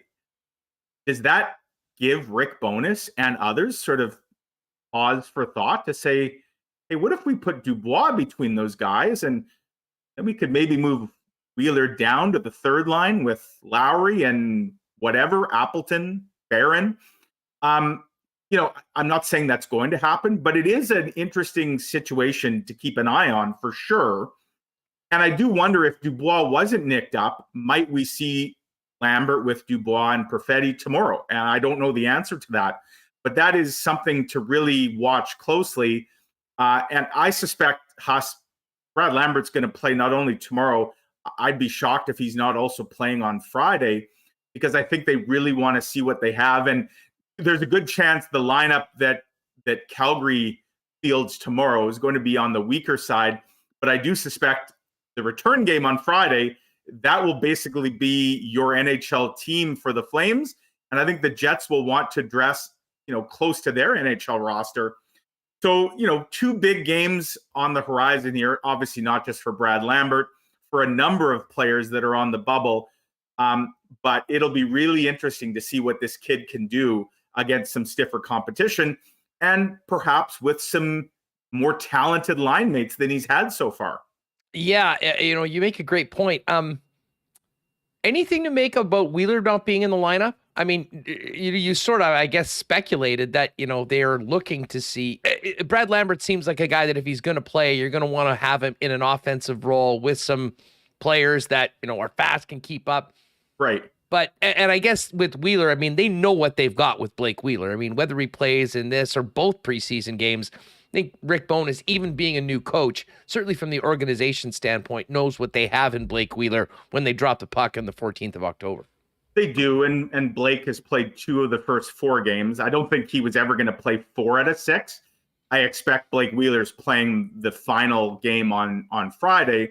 So it was probably as much about that. And I think also with Pierre-Luc Dubois kind of being nicked up and not playing tomorrow. Again, if you were going to put Wheeler in tomorrow, you're probably playing him in a spot that he wasn't, like, where would he go? If you want to have the Scheifele line, another game with that line intact, if you want to see Lowry with Appleton and Barron to see what you have there, I'm not sure where Blake Wheeler's spot was. So I think it just makes sense on a number of levels to, they got 15 forwards in camp. They can only dress 12. Blake Wheeler was an easy one to sit out. And then the other 2, Dubois, and it looks like Jansen Harkins, which is interesting because Harkins, to me, does not have a job sewn up at this point, but he also has been banged up the last couple of days, didn't skate yesterday, was back on the ice today. If I'm Jansen Harkins, I'm watching tomorrow's game nervously because there's a lot of guys that he's fighting for work against who are going to be in the lineup, and good showings by them could ultimately be costly for him. Well, I'm with you on that. I mean, I was, sitting with some fellas at the game on Saturday saying, I mean, if there's one guy that needs to stand out and have a great game in the predicament that he's in, it's Jansen Harkins. And right. And went the opposite way, had to miss some time and obviously isn't in this game going forward. How likely is it that Manalainen, the Gus Bus, and Gagne, the fourth line when the puck drops against the Rangers next Friday? Well, I think there's a very good chance of that. And, things are starting to come into focus here in terms of these lineup decisions. To me, Huss, I look at the 15 forwards that are left in camp. To me, 10 of them are absolute locks. They're not going anywhere. Scheifele, Connor Ehlers, Dubois, Wheeler, Perfetti, Lowry, Appleton, Gagne, and Barron. To me, those 10 are on the team. That means that there's 5 guys battling for 3 remaining spots because I expect the Jets will have 13 forwards. You've got Lambert, Manalainen, Harkins, Toninato, and Gustafsson. Now, Gustafsson would actually need waivers to be sent down to the Moose, so I think you can pretty much say that he's on the team, whether it says in the top 12 or as the 13th guy. They're not going to risk losing David Gustafsson. So now really you're down to 4 guys for 2 spots. And it's interesting to me, Lambert and Manalainen, who have both had really good camps, they don't need waivers. Toninato and Harkins, they would need waivers. And I guess when it comes down to these decisions, one thing that Rick Bowness and no doubt Kevin Cheveldayoff are going to have to weigh here is, are they willing to risk, if they feel that Lambert and or Manalainen have earned a spot over Toninato and or Harkins, are you risking losing one or both of Toninato and Harkins to make room for those guys? And that's a decision that's going to have to come now in the next few days. And it's going to be, fascinating to see how it all shakes out. Similar decisions on the blue line where, there's 10D in camp, Morrissey, Pionk, Schmidt, Dylan, DeMello. Those guys are all on the team, of course. To me, it's down to Stanley, Hanola, Samberg, Kovacevic, Capobianco. That's 5 guys for 3 spots because I suspect they'll keep 8D. And again, Stanley, he'd need waivers. I don't think the Jets are risking losing him for nothing. Kovacevic and Capobianco, they would both need waivers. And I'd be really leery about putting Johnny Kovacevic on waivers. So I wonder if on the blue line, Capobianco, okay, you probably are okay with risking it. He probably clears. And then is it down to one of Hanola or Samberg that's going to be in your 8? And the other guy who doesn't need waivers goes to the Moose. I mean, these are all things that are going to have to be factored in. And it's why, Huss, to sum it all up, I still wouldn't rule out a trade in the coming days as this lineup becomes clear and other teams around the league they're getting into a same spot. Some teams are seeing where they maybe have strengths and weaknesses.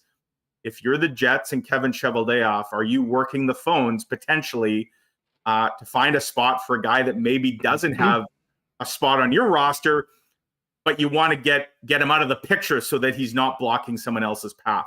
Yeah, I mean, that's a conversation we've had for a long time. And, with the lack of real significant action through July and August, we have been talking about this for weeks that, once the dust sort of settles on the lineup through training camp, there certainly could be the opportunity for potentially another move.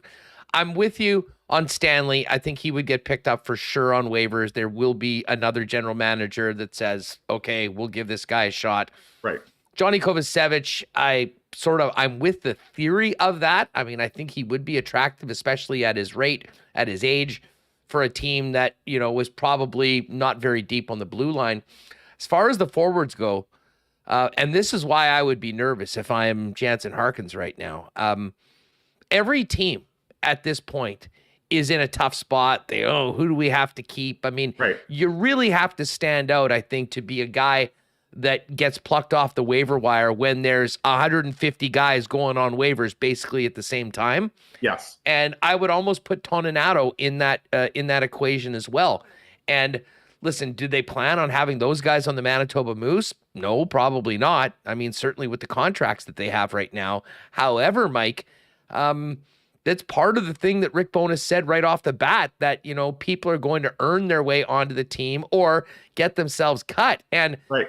If you believe that as it was stated to the media and presumably the players as well, I think it really does bring a ton of intrigue going into these final couple of games, especially considering Harkins isn't even in the lineup, and we know Toninato is essentially taking the spot of Pierre-Luc Dubois, who's not able to go.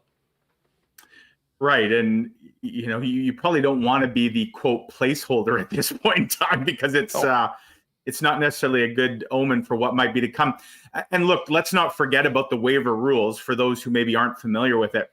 Other teams can't just collect, other teams' players like baseball cards and just hold on to them. Like if someone wanted to claim Jansen Harkins, for example, off waivers, you have to include Jansen Harkins on your 23-man roster. I believe it's a 30-day window that you'd have to keep him at the NHL level. And then if the team wanted to send him back down, like to the minors, to their farm system, the team that he got claimed from would have the first right to get him back. So, yeah, I mean, you're right. There's going to be a wave of players hit waivers here in the next couple days. To me, the guys that you'd really, again, Logan Stanley, David Gustafson, which is why I don't think the Gus bus, I think he's probably your fourth line center to start the season. But even if he's the 13th forward, I don't think he's the 14th or 15th forward is what I'm saying, because there's no way they'd risk losing David Gustafson on waivers, because another team would absolutely pick him up. Kovacevic is interesting for sure. It just, we know there's some teams out there. The Toronto Maple Leafs certainly are hurting on the blue line. They would have seen a guy like Johnny Kovacevic play against the Marlies a lot over the last couple seasons. But again, they couldn't just grab the player and then park him in their farm system. They'd have to keep him on the roster. So it'll be interesting. And these are all the decisions that I suspect are now going to have to get hashed out. And it's why tomorrow's game, to me, is so vital for all these guys. I think we're going to see all of these guys, save for Jansen Harkins, that we've identified as kind of fighting for jobs. They're all going to play tomorrow, I suspect. And how that shakes out, the Jets are off on Thursday, Huss. We may see pretty much the final cuts. I don't know that the Jets are going to get down exactly to 23 by Friday when they head to Calgary and then stay in Alberta for a few days in Banff. But I don't think they're taking everybody that's currently in camp. I think maybe they bring 2 extra players at most, and then kind of figure it out as camp concludes. But I think for a lot of guys, tomorrow is the last chance. No, there's no doubt about it. Now, taking it back to the blue line for a minute, I wouldn't be surprised at this point if, and this, I wouldn't have said this before, I probably wouldn't have even said this in the offseason, that Logan Stanley might be a guy that could be on the move. And right. I think it really does come down to their level of confidence that Dylan Samberg is a guy that's ahead of him on the depth chart. And then Ville Heinola is a unique player, and whether Ville is with the Moose or whether he's with the club right now, has a unique package that I think at some point, whether it's right now or later on this season, needs to have an extended run in the lineup so the Jets truly know what they have in this player at the NHL level. But when you think about Stanley's camp, his performance in the preseason games and the competition that he's getting and the value that I think he still would have around the league, I wouldn't be surprised at some point they sort of it's basically reading the room. And if the 5 veterans are sticking around and you've got these other 2 young guys that you want to be in the mix, maybe that's a player that would actually have some value elsewhere in the league that might be the player that could be moved. And then the question is, if they are moving one of those players, are they trying to bring back another forward, or are they trying to replace a draft pick or 2 that they used up to acquire the likes of Brendan Dillon and Nate Schmidt last season? For sure. And, I know there's a lot of folks, social media, that think Logan Stanley has very little value. You can believe what you want. That's just not true. And, again, the guy on Twitter with 3 followers in the egg avatar, he doesn't have more contacts in the NHL world than, say, Kevin Cheveldayoff. General managers talk, they hear things, scouts talk, all that. The Jets protected Logan Stanley in the expansion draft because they knew Logan Stanley would get selected if they exposed him. And they also know, based on calls they fielded over the years and interest and whatnot, that a guy like Logan Stanley, is valuable, certainly to some teams out there. So, I think they would know now and maybe have a clearer picture now that they've seen guys like Samberg and Ville Heinola, obviously Johnny Kovacevic, Declan Chisholm, he was sent down the other day, but another guy, Leon Gavanke, and they've added some other depth here. Kyle Capabianca, a guy we don't talk about much, but he's got some games under his belt, NHL experience. He's still in camp. Ashton Sautner, he just got sent down. He cleared waivers yesterday. But they have some real depth on the blue line, and it may, as you say, Huss, leave them in a position where they would now start to call around to see what they might be able to get for a guy like Logan Stanley, especially if they feel that Stanley's blocking the path of somebody else, and that they don't want to have to make a decision just to get just to keep Stanley on the roster at someone else's expense. How could we maybe turn this negative into a positive, if you will? Well, I mean, we kind of had done a good job of addressing the Stanley situation. As far as the two players that can go back and are waivers exempt, it's Ville Heinola and it's Dylan Sandberg on the blue line. And, I don't think Dylan Sandberg's really stood out either way, but maybe that's what you want in a young defenseman that's going in just to sort of be steady and take care of what he needs to do. Right. Ville's very different than that. I mean, he stood out in multiple ways. And Saturday was a perfect example of it. I mean, the first goal behind Connor Hellebuck was a giveaway by Ville Heinola that was quickly in the back of the net. But to his credit, Rick Bowness stuck by him. He looked really good moving the puck on the power play. I think that's a big, big benefit for him as well. And seemed to have some real confidence and ended up getting on the score sheet later on as well. When you're thinking about the two, I mean, if it did come down to a decision for October 14th to be on the roster or in the lineup between Ville Heinola and Dylan Sandberg, assuming that they had to send one of the other guys back for numbers, where are you at on that right now, Mike, heading into these final two games? I flip-flopped on that, and probably a few days ago I would have said I would have Sandberg ahead of Ville Heinola, but I think I would now actually go the other route, Huss, and a big part of that is because of what we saw from Ville and how he was used the other night on Saturday. I think that was a bit of a tell. Yes, he had the tough giveaway, which it was interesting to hear Rick Bowness after the game. In a way, he kind of absolved Ville of a lot of the blame on that play. He actually put the emphasis on the forwards for kind of abandoning the zone and not giving Ville Heinola much option there in terms of an outlet. That aside, he was quarterbacking PP1 the other day. And it's worth noting, Huss, no Josh Morrissey wasn't in the lineup the other night, but Neil Pionk was. And I thought it was really interesting to see Ville out there. And not only out there, he looked absolutely poised and polished. And Brad Lauer, he spoke today following practice this morning down at Iceplex. Rick Bowness and his voice box got the day off. But Brad Lauer is running the power play this season for the Jets.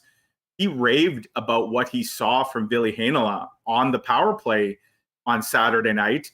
And he talked about how it's a real point of emphasis for the Jets this year to get better in that department.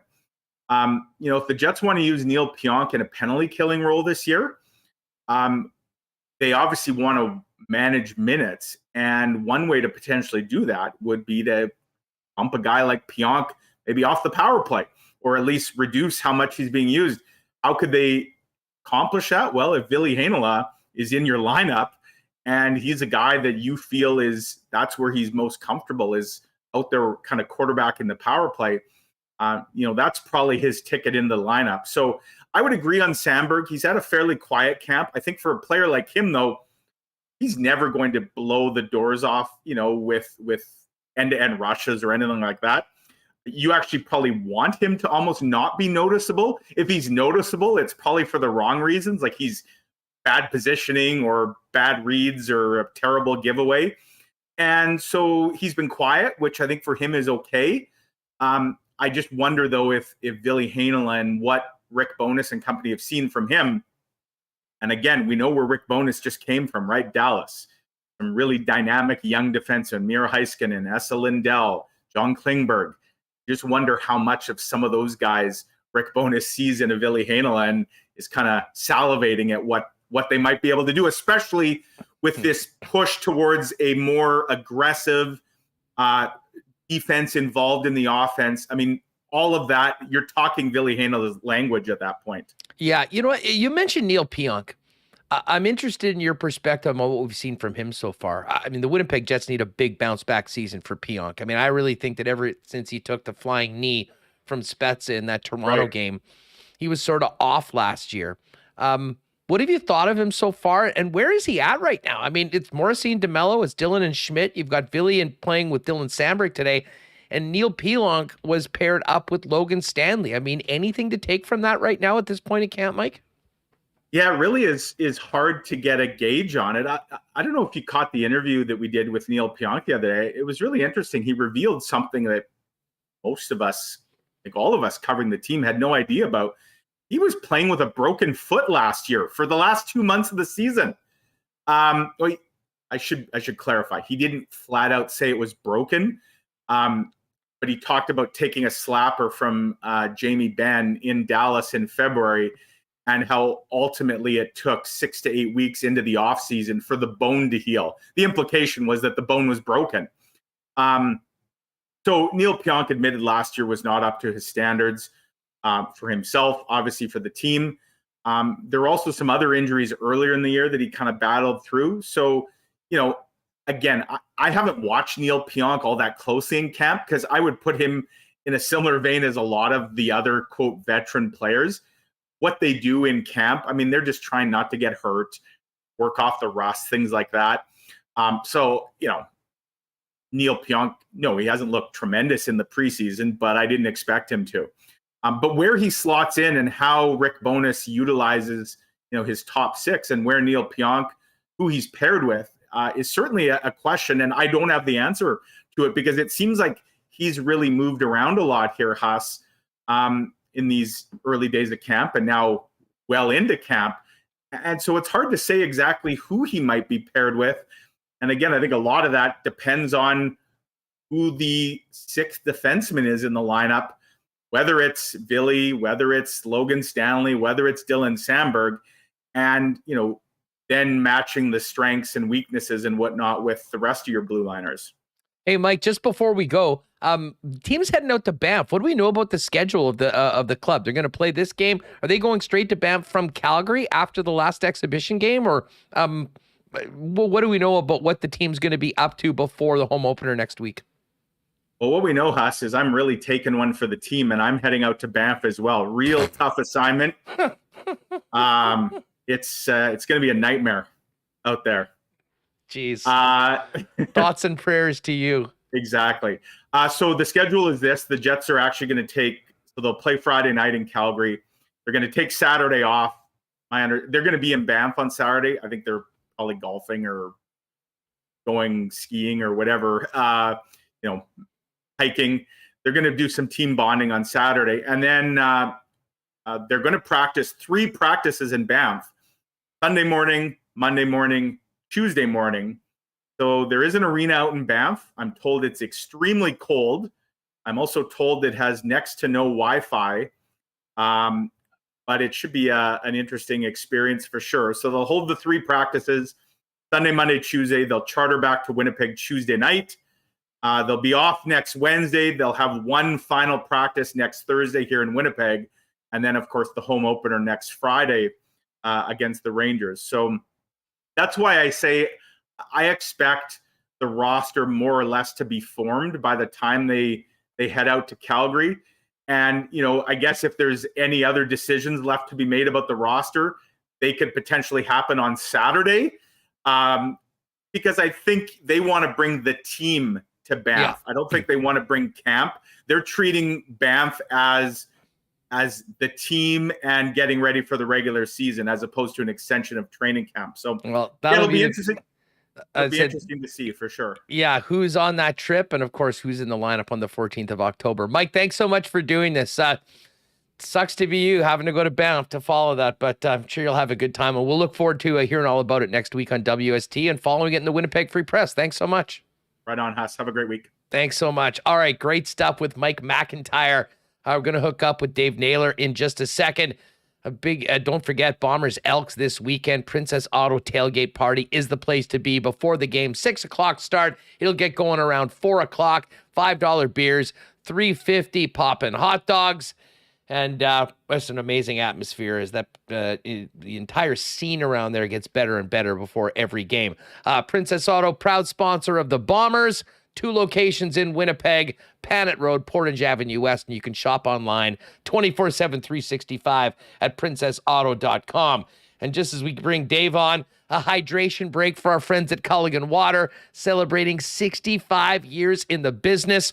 Water softeners, filters, bottled water coolers, whole home systems, and drinking water systems, citywide water delivery services, as well as commercial and industrial water products and solutions. Pop down and see them, 1200 Sargent Avenue. Give them a call at 694-5180 and online at drinkculligan.com. And speaking of that Bomber game coming up, you can get your Canadian Club and ginger ale there as well. If you haven't tried it already, it's available in 6 packs, ready to drink at your favorite beer store, Manitoba Liquor Mart.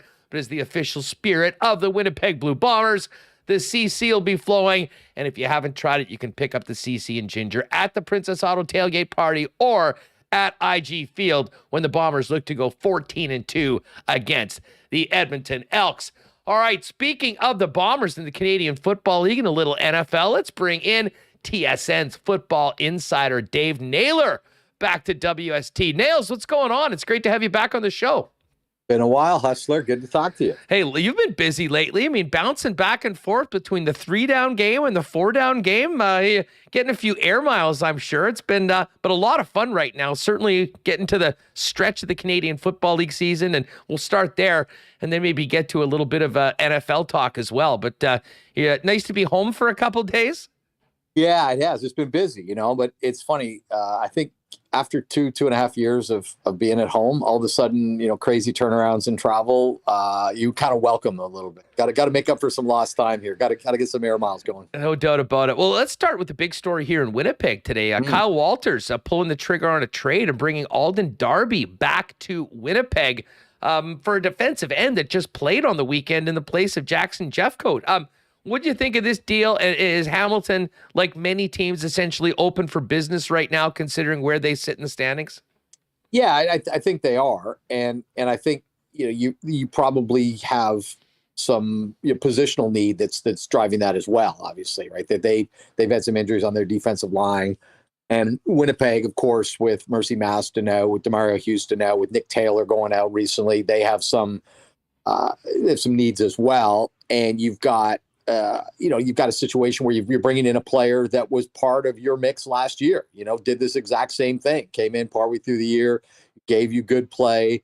And so you get a known quantity at a position of need. And it tells you, that the Bombers must feel pretty good about the way they are on their front seven heading into the playoffs. But I think, shoring up that secondary is something that is going to, I think, was more of their priority.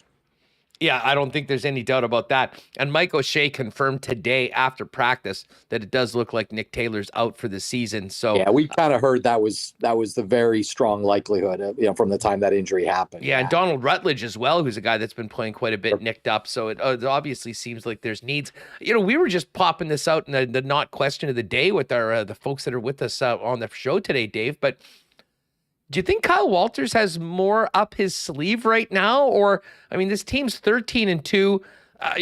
The secondary, I think, was a place where they wanted to get someone. They've got it. It's a guy they know. He's won a Grey Cup here. Do you expect any more moves from the Blue Bombers, or is this a team that's ready to run it back again?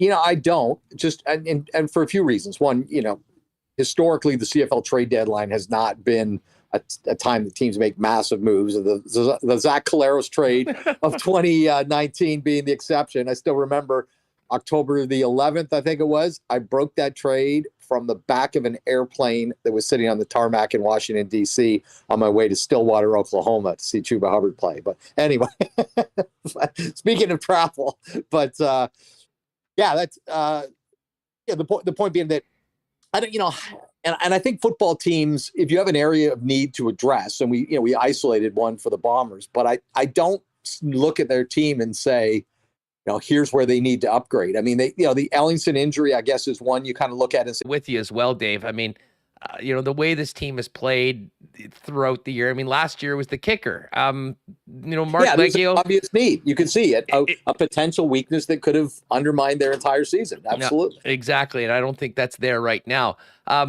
Big needs in other CFL markets. And we may as well start off with needing a coach in Ottawa. Listen, Paul Appelese is a beloved guy here. Did an incredible job with the Winnipeg Blue Bombers, helping the team win those Grey Cups, or the first Grey Cup. But 6-22 is 6-22, even with the tough hand they were dealt with the loss of Jeremiah Masoli.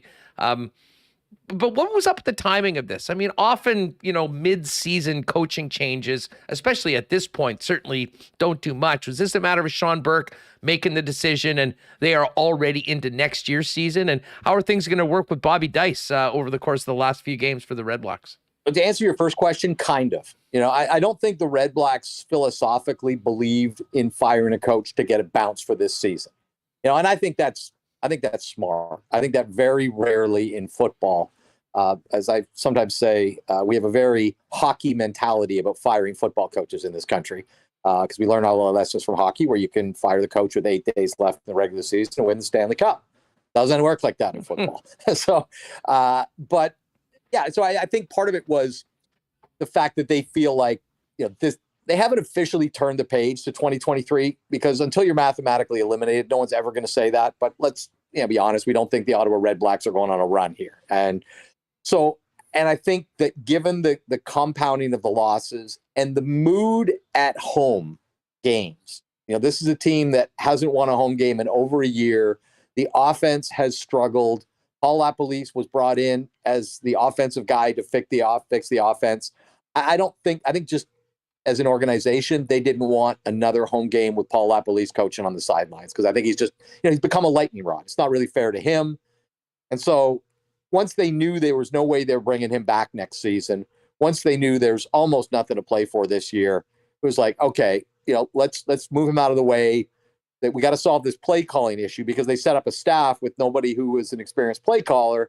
Bob Dice has had a lot of experience in offense, but the issue with him is, special teams has been the best unit for the Red Blacks the last 2 years. So do you want the guy who runs your best unit now taken away from that? I saw AJ Jakubic reported today they've added Corey McDermott, a longtime CFL coach, to their staff.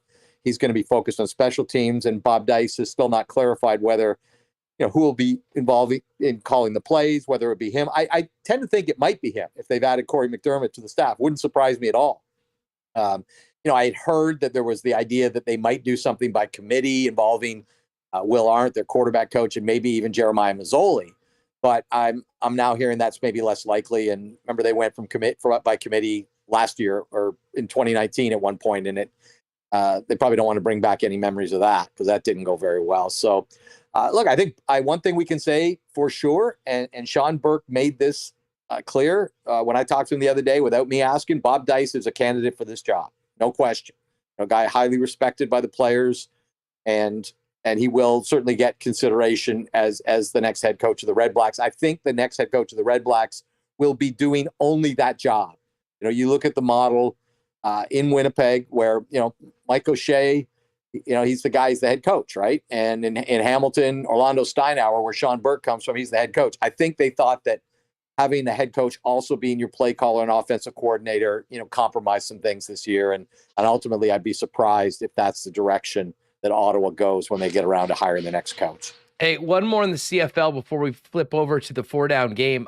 We've got Edmonton coming in this week, and we're talking about Edmonton and Ottawa. I mean, it was the most perfect scenario and result where they both beat each other on the road and stunk it up at home against both of those teams. They had the win right there for themselves on Saturday, and a 100-yard pick six goes the other way. Has Chris Jones accomplished anything this season so far, Dave? Well, I think he's got some playmakers, right? Look, we know, here's what he's accomplished. Okay, start of the season, they had 8 quarterbacks in camp, had no idea who was going to be their starter. The guy who started the year at number 4, wound up with the job. They know Taylor Cornelius is going to be their quarterback next season. They've made a bet on him, right? And remember, the back half of that contract is guaranteed, so they can't walk away from that contract 6 weeks into next year and say, we're going with the next guy. I think you look at a running back like Kevin Brown. He looks like a guy who can lead your team in the ground game. He's come in and performed very, very well. It looks like a guy who's perfectly suited to the CFL game. You look at a receiver like Dylan Mitchell, who's a guy who's, was a drafted guy from the University of Oregon. University of Oregon guys seem to do well in the CFL. He can play teams. They've got some pieces. And I joked about a month ago on the panel one night. I said Chris Jones running training camp for 21 weeks there. But I really think that, not quite literally, but that's what you should do. It's really hard to rebuild a CFL roster in one offseason and 2.5 weeks of training camp. It's a much longer process than that.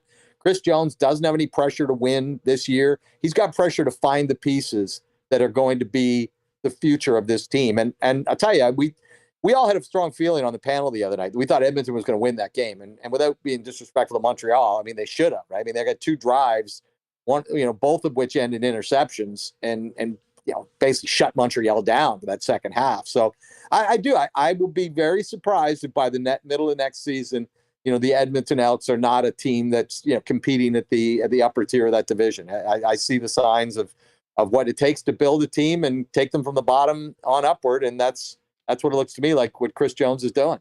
Actually, one more quick one on the CFL. I've got to talk Riders. Bombers have owned the Riders for the last couple seasons, swept them. It's been a very disappointing season in Saskatchewan, especially considering they're hosting the Grey Cup. How significant might the changes be in the offseason at this point, Dave? Well, I mean, you're right. There's a few things that, first of all, there's the record, whatever they are, like 2-8 in their last 10 or so. And I apologize if I got that wrong. No, look, it's not like they're getting smoked, right? And before the game Friday night, they lost two of their last three losses had been by 2 points, right? Which when you lose by 2 points, you're talking about a handful of plays, sometimes one play. So I know the losses are added up. It's not like they're getting pounded, but I think there's some things that compound it. One, you mentioned the Grey Cup is there. Whether or not it should change expectations, it always does. And the other one is they can't beat their nemesis, and that's a big part. When 3 times a year you got to get pounded by the Winnipeg Blue Bombers, right? And that's not only meaningful in the standings, it's meaningful in the sort of souls of Rider fans that don't like to experience that kind of thing and look at those games as kind of measuring stick games. So, and I think it's also been just a very loud season. You had the COVID, you had the Garrett Marino, and a lot of noise around the team. And I think there could be significant changes. I think they could involve the quarterback and they could involve the head coach, which are, let's be honest, those are the two places every organization goes first when they want to change things from one year to the next. Dave Naylor, TSN Football Insider, guest here on Winnipeg Sports Talk. And Nails, as I mentioned, you've been very busy doing a great job with the latest news and info for the Canadian Football League, but you've also been following the National Football League very closely, being on the road as well. We only have one undefeated team right now, and that is the Philadelphia Eagles. Funny enough, who only have a 1-game lead over the Cowboys without Dak Prescott and the 3-1 New York Giants. What do you make of the Eagles? Are they the team to beat right now in the NFC? And where do you put them in the hierarchy of the real Super Bowl contenders right now that we thought were going into the season? It's funny you mentioned how only one undefeated team and the Raiders won yesterday, so now everybody's won a game. It's like you really do see the parity of the NFL reflected in, just take a look at the betting line. Find how many games are 2.5 or 3.5 point spreads. It's crazy. Like a lot right there. And that just, that tells you how close things are in the NFL. David Sanchez and I went to the Eagles camp this summer when we were on our NFL tour.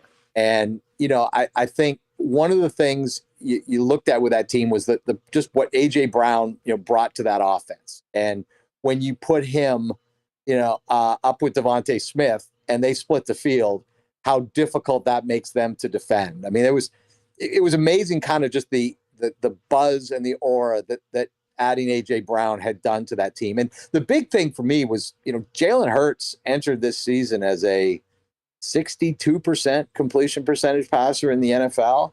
And I don't have his numbers on my fingertips right now, but I've been following them over the course of the year, and that he's really stepped up, in terms of the percentage of passes that he's completed. And so they've got elevated play out of him. They've got a strong defense with two, elite corners, which again, same way they've got two elite receivers, that allows you to do things that other teams can't do. And they can do that on both sides of the ball. So I think before the season, I remember even when we were going to Philadelphia, Sanchez and I were in New York with the Giants before, and we were talking about, where we were going the next day. And he kind of, it was the first time we kind of looked at the roster and dug into it and talked about it. And he was in awe, just in terms of the personnel that the Eagles are bringing forward. So in a division that is, the Giants are 3-1, man. That's a very unpredictable division. We weren't expecting that.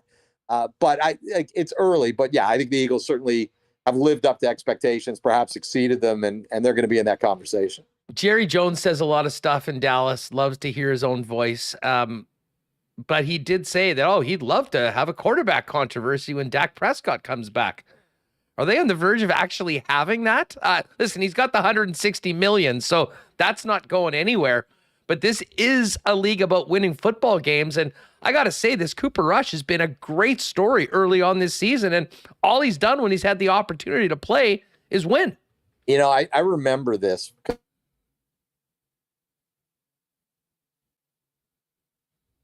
just lose Dave? A quick cut out. Jeez, just talk about the Dallas Cowboys and everything gets short-circuited right away.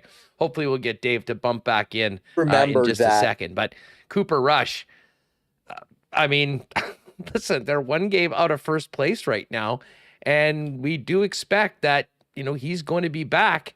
Dak is going to be back potentially as early as next week, and you wonder whether they might give Dak a little bit more time to make sure that he's fully healthy. But he's secured the bag, as they say. So he's in a very, very good spot spot going forward. One thing, Remo, we didn't get to right now while we see if we can reconnect with Nails was the win last night for the San Francisco 49ers. And what a game for the Niner defense, the way they played and completely shut down the LA Rams. First time since 2017 they didn't have a play of more than 20-plus yards. Held to 3 field goals, and then the turnovers in the fourth quarter really pretty much took any wind out of the sails of the LA Rams. And, you know, I saw Gabe tweeting last night. I mean, it's a good thing that the Rams won their Super Bowl because Matt Stafford's got $90 million guaranteed going forward on his contract for the rest of the way. Nails, we just lost you when we were talking about Cooper Rush. You back there? Oh, came in and it's frozen again. Very weird. Oh, well, hopefully we'll get Dave back in. But, Remo, big win, massive win for the 49ers last night to get back to 2-2 in a division that's pretty much up for the taking right now with Arizona, Philly, the Rams, and Niners all having very middling starts.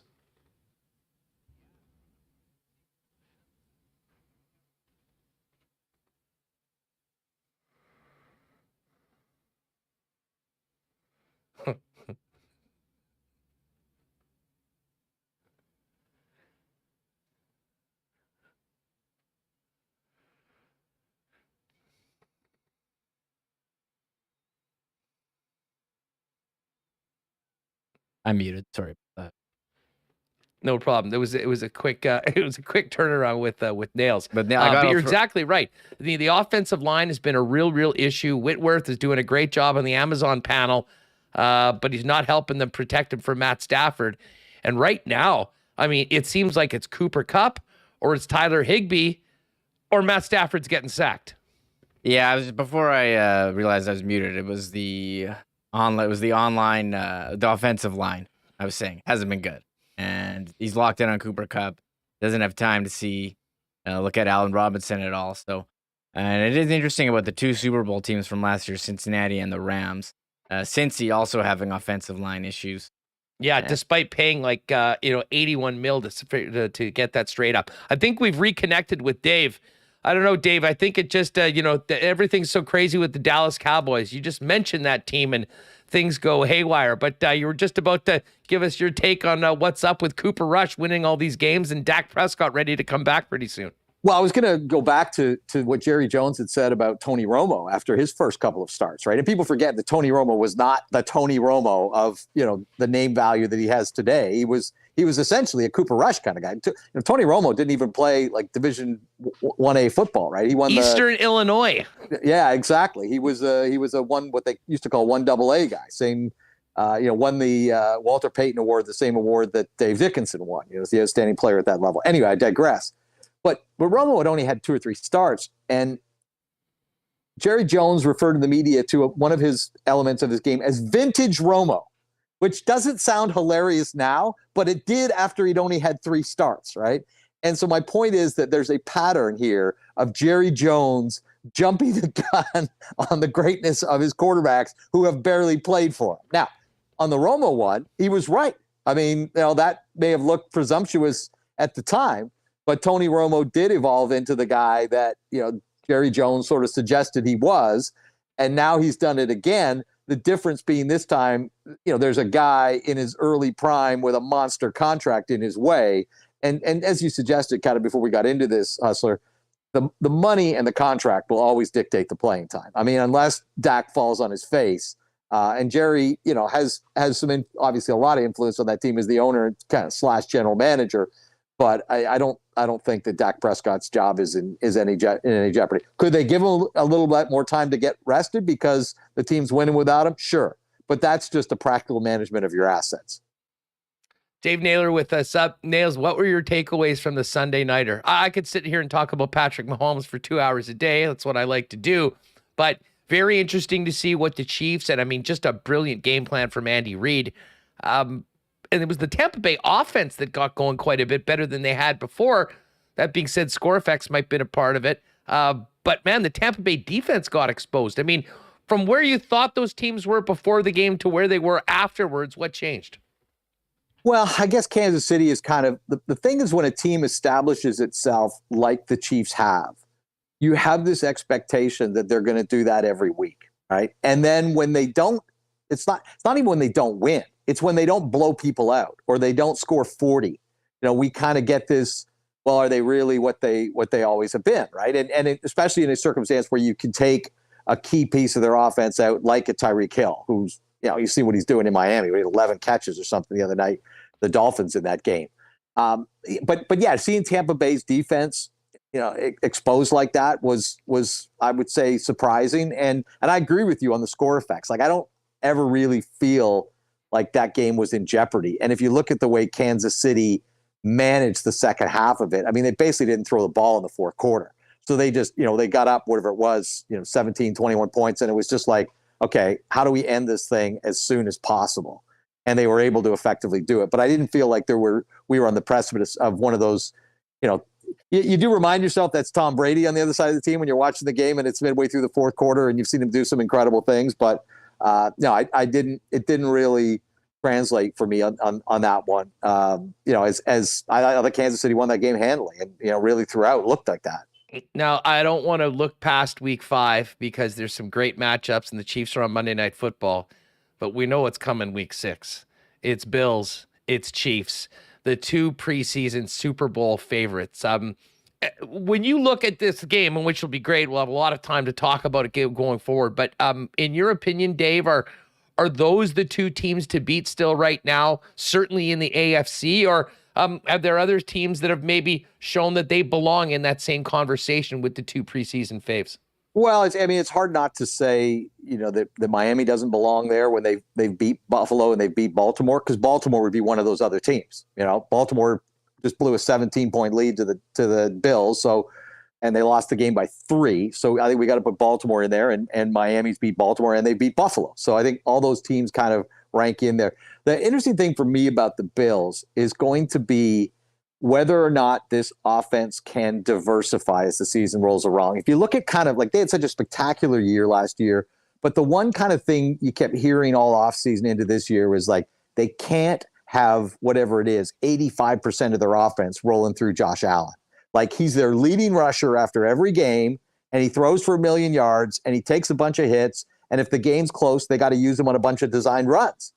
That's a lot to put on anybody's shoulders, even though he's 25, right? And even though he's in the early part of his prime and he can play the game the way he's not going to be able to play it when he was at 30. But I'll be honest, when I was in L.A., that Bills game, every time Josh Allen went under a pile, all I could think of was Nathan Rourke, right? Like you just, you watch him disappear under 5 bodies and he's big and strong.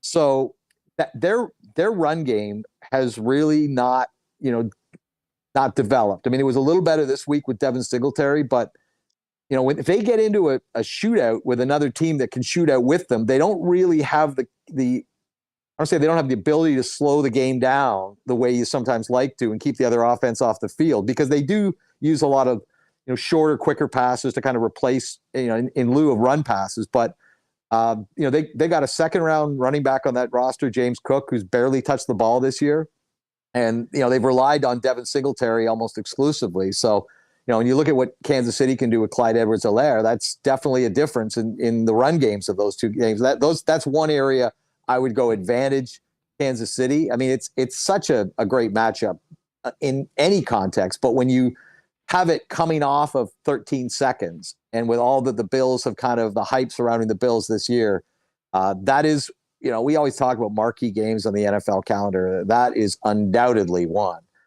because it's got the history, it's got the present, it's got the talent, it's got everything. So I'm looking forward to that one already. Yeah, I've been counting down the days to that one. It's going to be fantastic. Where are you this weekend? You're still globetrotting as usual, or staying home?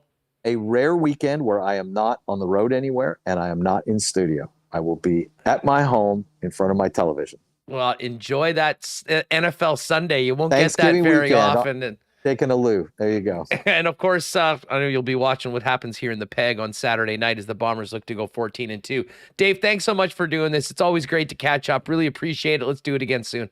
Thanks so much, Lester. My pleasure. See ya. Our guy, TSN Dave Naylor on Twitter. That's Dave Naylor, TSN's Football Insider.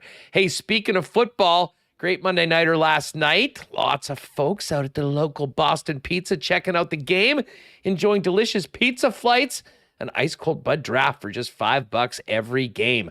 And you can enter to win one of 2 grand prize trips for 2 for an NFL weekend in Vegas, including airfare, hotel, NFL game tickets, and a bonus NHL game when you watch any NFL game on the big screens at Boston Pizza. First trip is November 11th to 13th.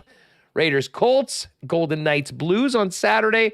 Second trip, this would be unreal, New Year's Eve weekend, Raiders Niners, plus the Knights and the Predators on New Year's Eve. Folks, watch the NFL and enter to win at any Winnipeg, Selkirk, Steinbach, Morden, and Portage Boston Pizza location.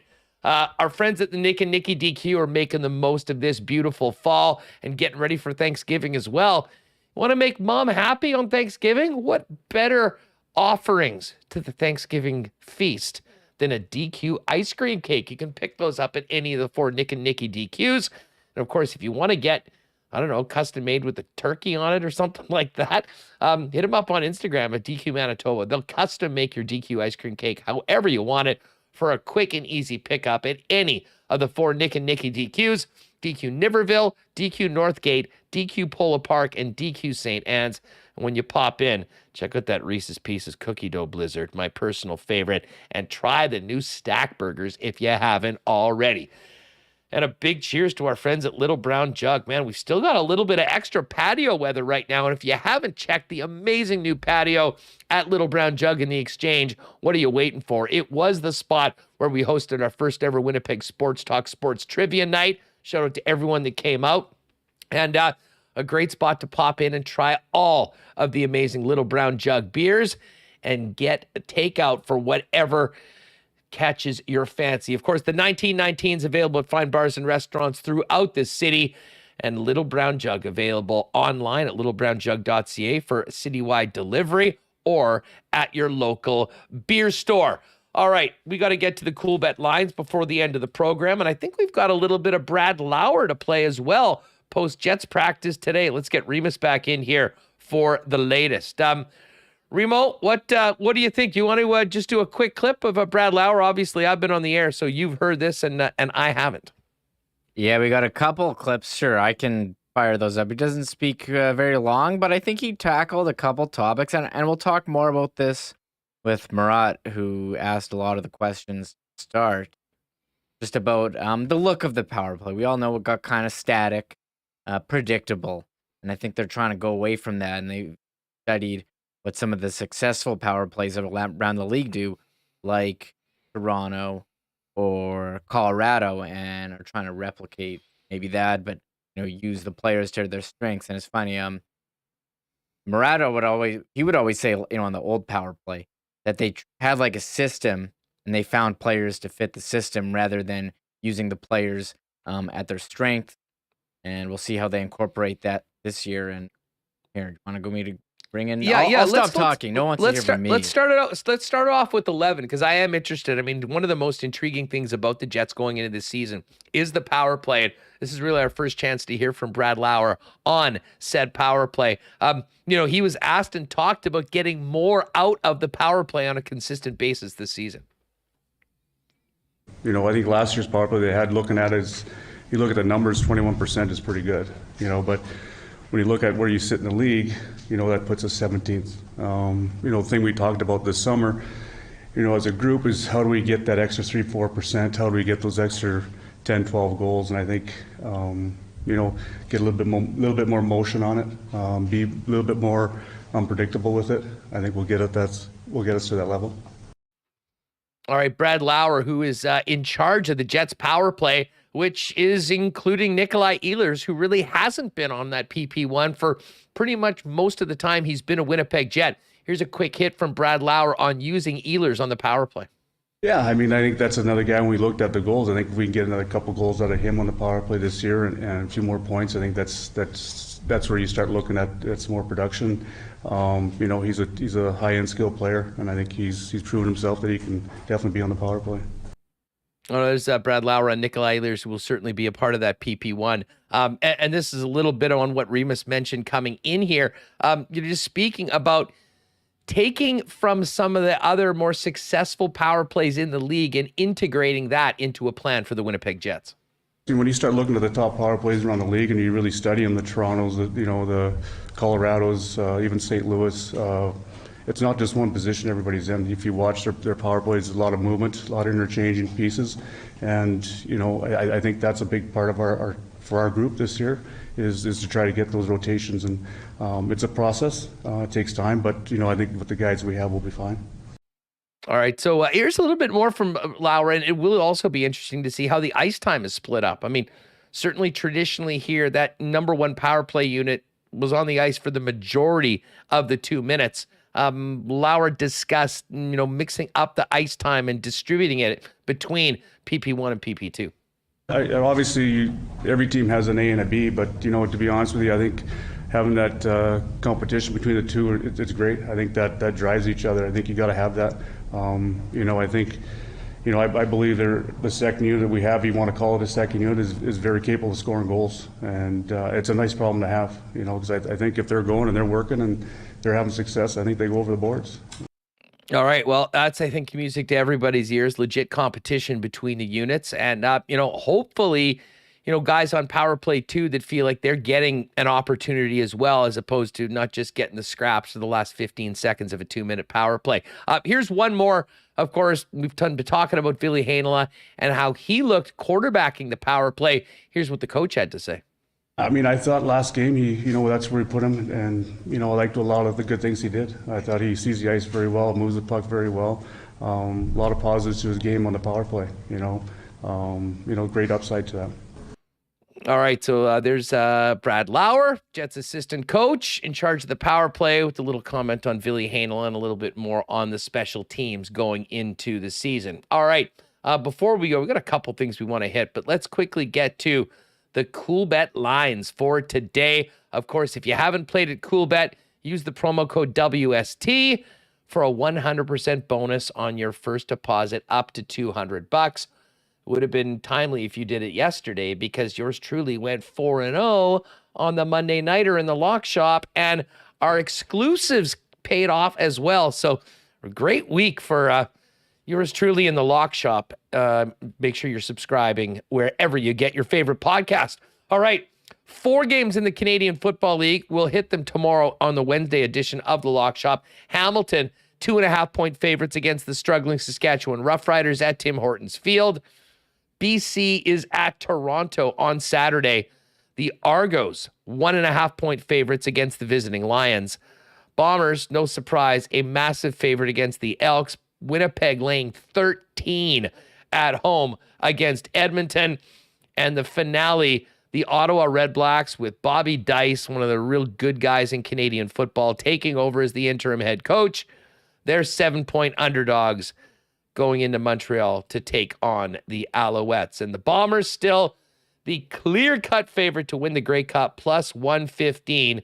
Calgary Stampeders in second at 4-1. And we've got some baseball tonight.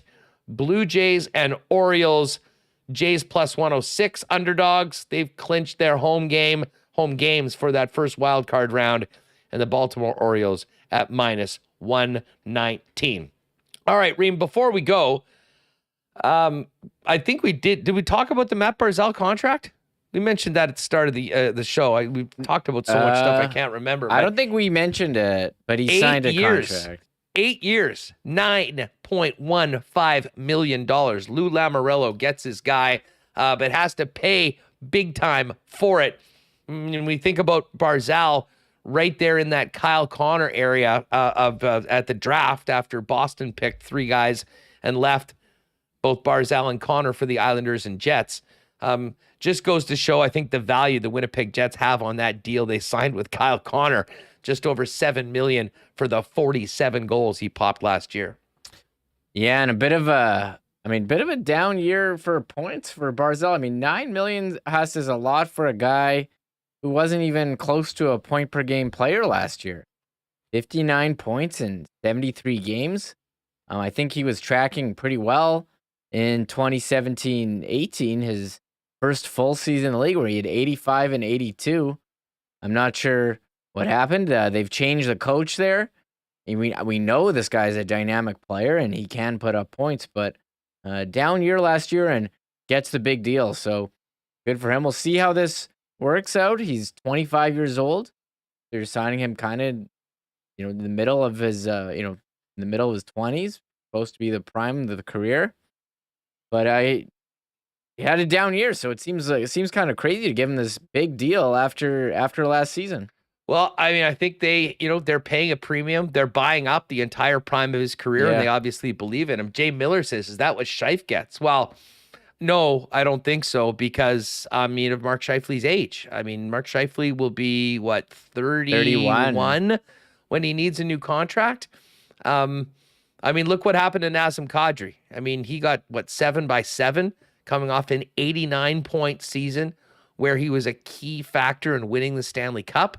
The real premium right now is for buying up the unrestricted years in a player's prime. And for Mark Scheifele, he certainly will be getting paid. And I would imagine if he has a couple great seasons, he'll certainly get a nice raise. I just don't think that there'll be an 8-year contract on the table. Or if there is, that'll be one of those legacy contracts that we've heard about that, might be great in the first half of them, but in the last half could potentially be problematic. So I don't really think that will be the case. And hey, we didn't really say this, didn't talk about this with Naylor, but Remo, the New York Post and a number of other agencies are reporting that Giselle and Tom Brady are getting the divorce lawyers out. Listen, I'll never make fun of someone for having marital issues, even if it's Tom Brady. But this was the super couple. He thought that he had retired. And I don't want to say that he picked Mike Evans over Giselle, but he's back. He's doing what he loves to do and play. And unfortunately, that seems like that might be meaning the end of the marriage. And I'll say this, Tom Brady is still the best to ever do it. But this sort of off-field drama cannot help him in what could be his final season with so much on the line, and a very tough spot right now for the Bucs after getting it handed to them at home by the Chiefs on Sunday. Yeah, I read this whole article to prepare for the show. Yes, I had to be well-versed on what's going on. I want to know. People want to know. This is something I told my wife. I ran upstairs. This is like when Tom Cruise and Katie Holmes broke up. I'm texting everyone I know. Just seemed like they got in a big fight, according to the New York Post, that she wasn't happy that he retired and then unretired. He's supposed to spend time with his family, but... Well, he did say, he's like, you know what? It's time for me to go spend time with my family and move on.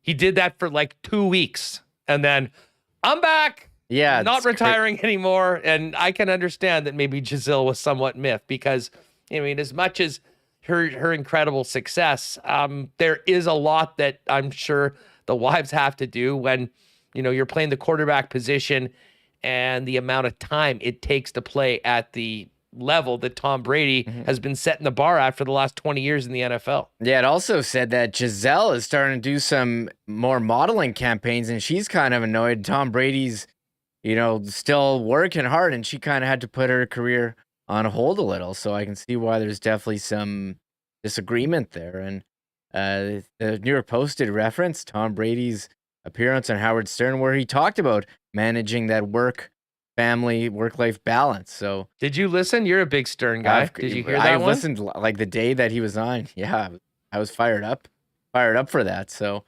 we'll see what happens, how it affects his play. We do know that he got Mike Evans back and Chris Godwin last game. That was a big help. And now that we'll see how this affects him on the field, Huss, their quest to win another Super Bowl. Like Tom Brady, you can't stop playing football, Huss.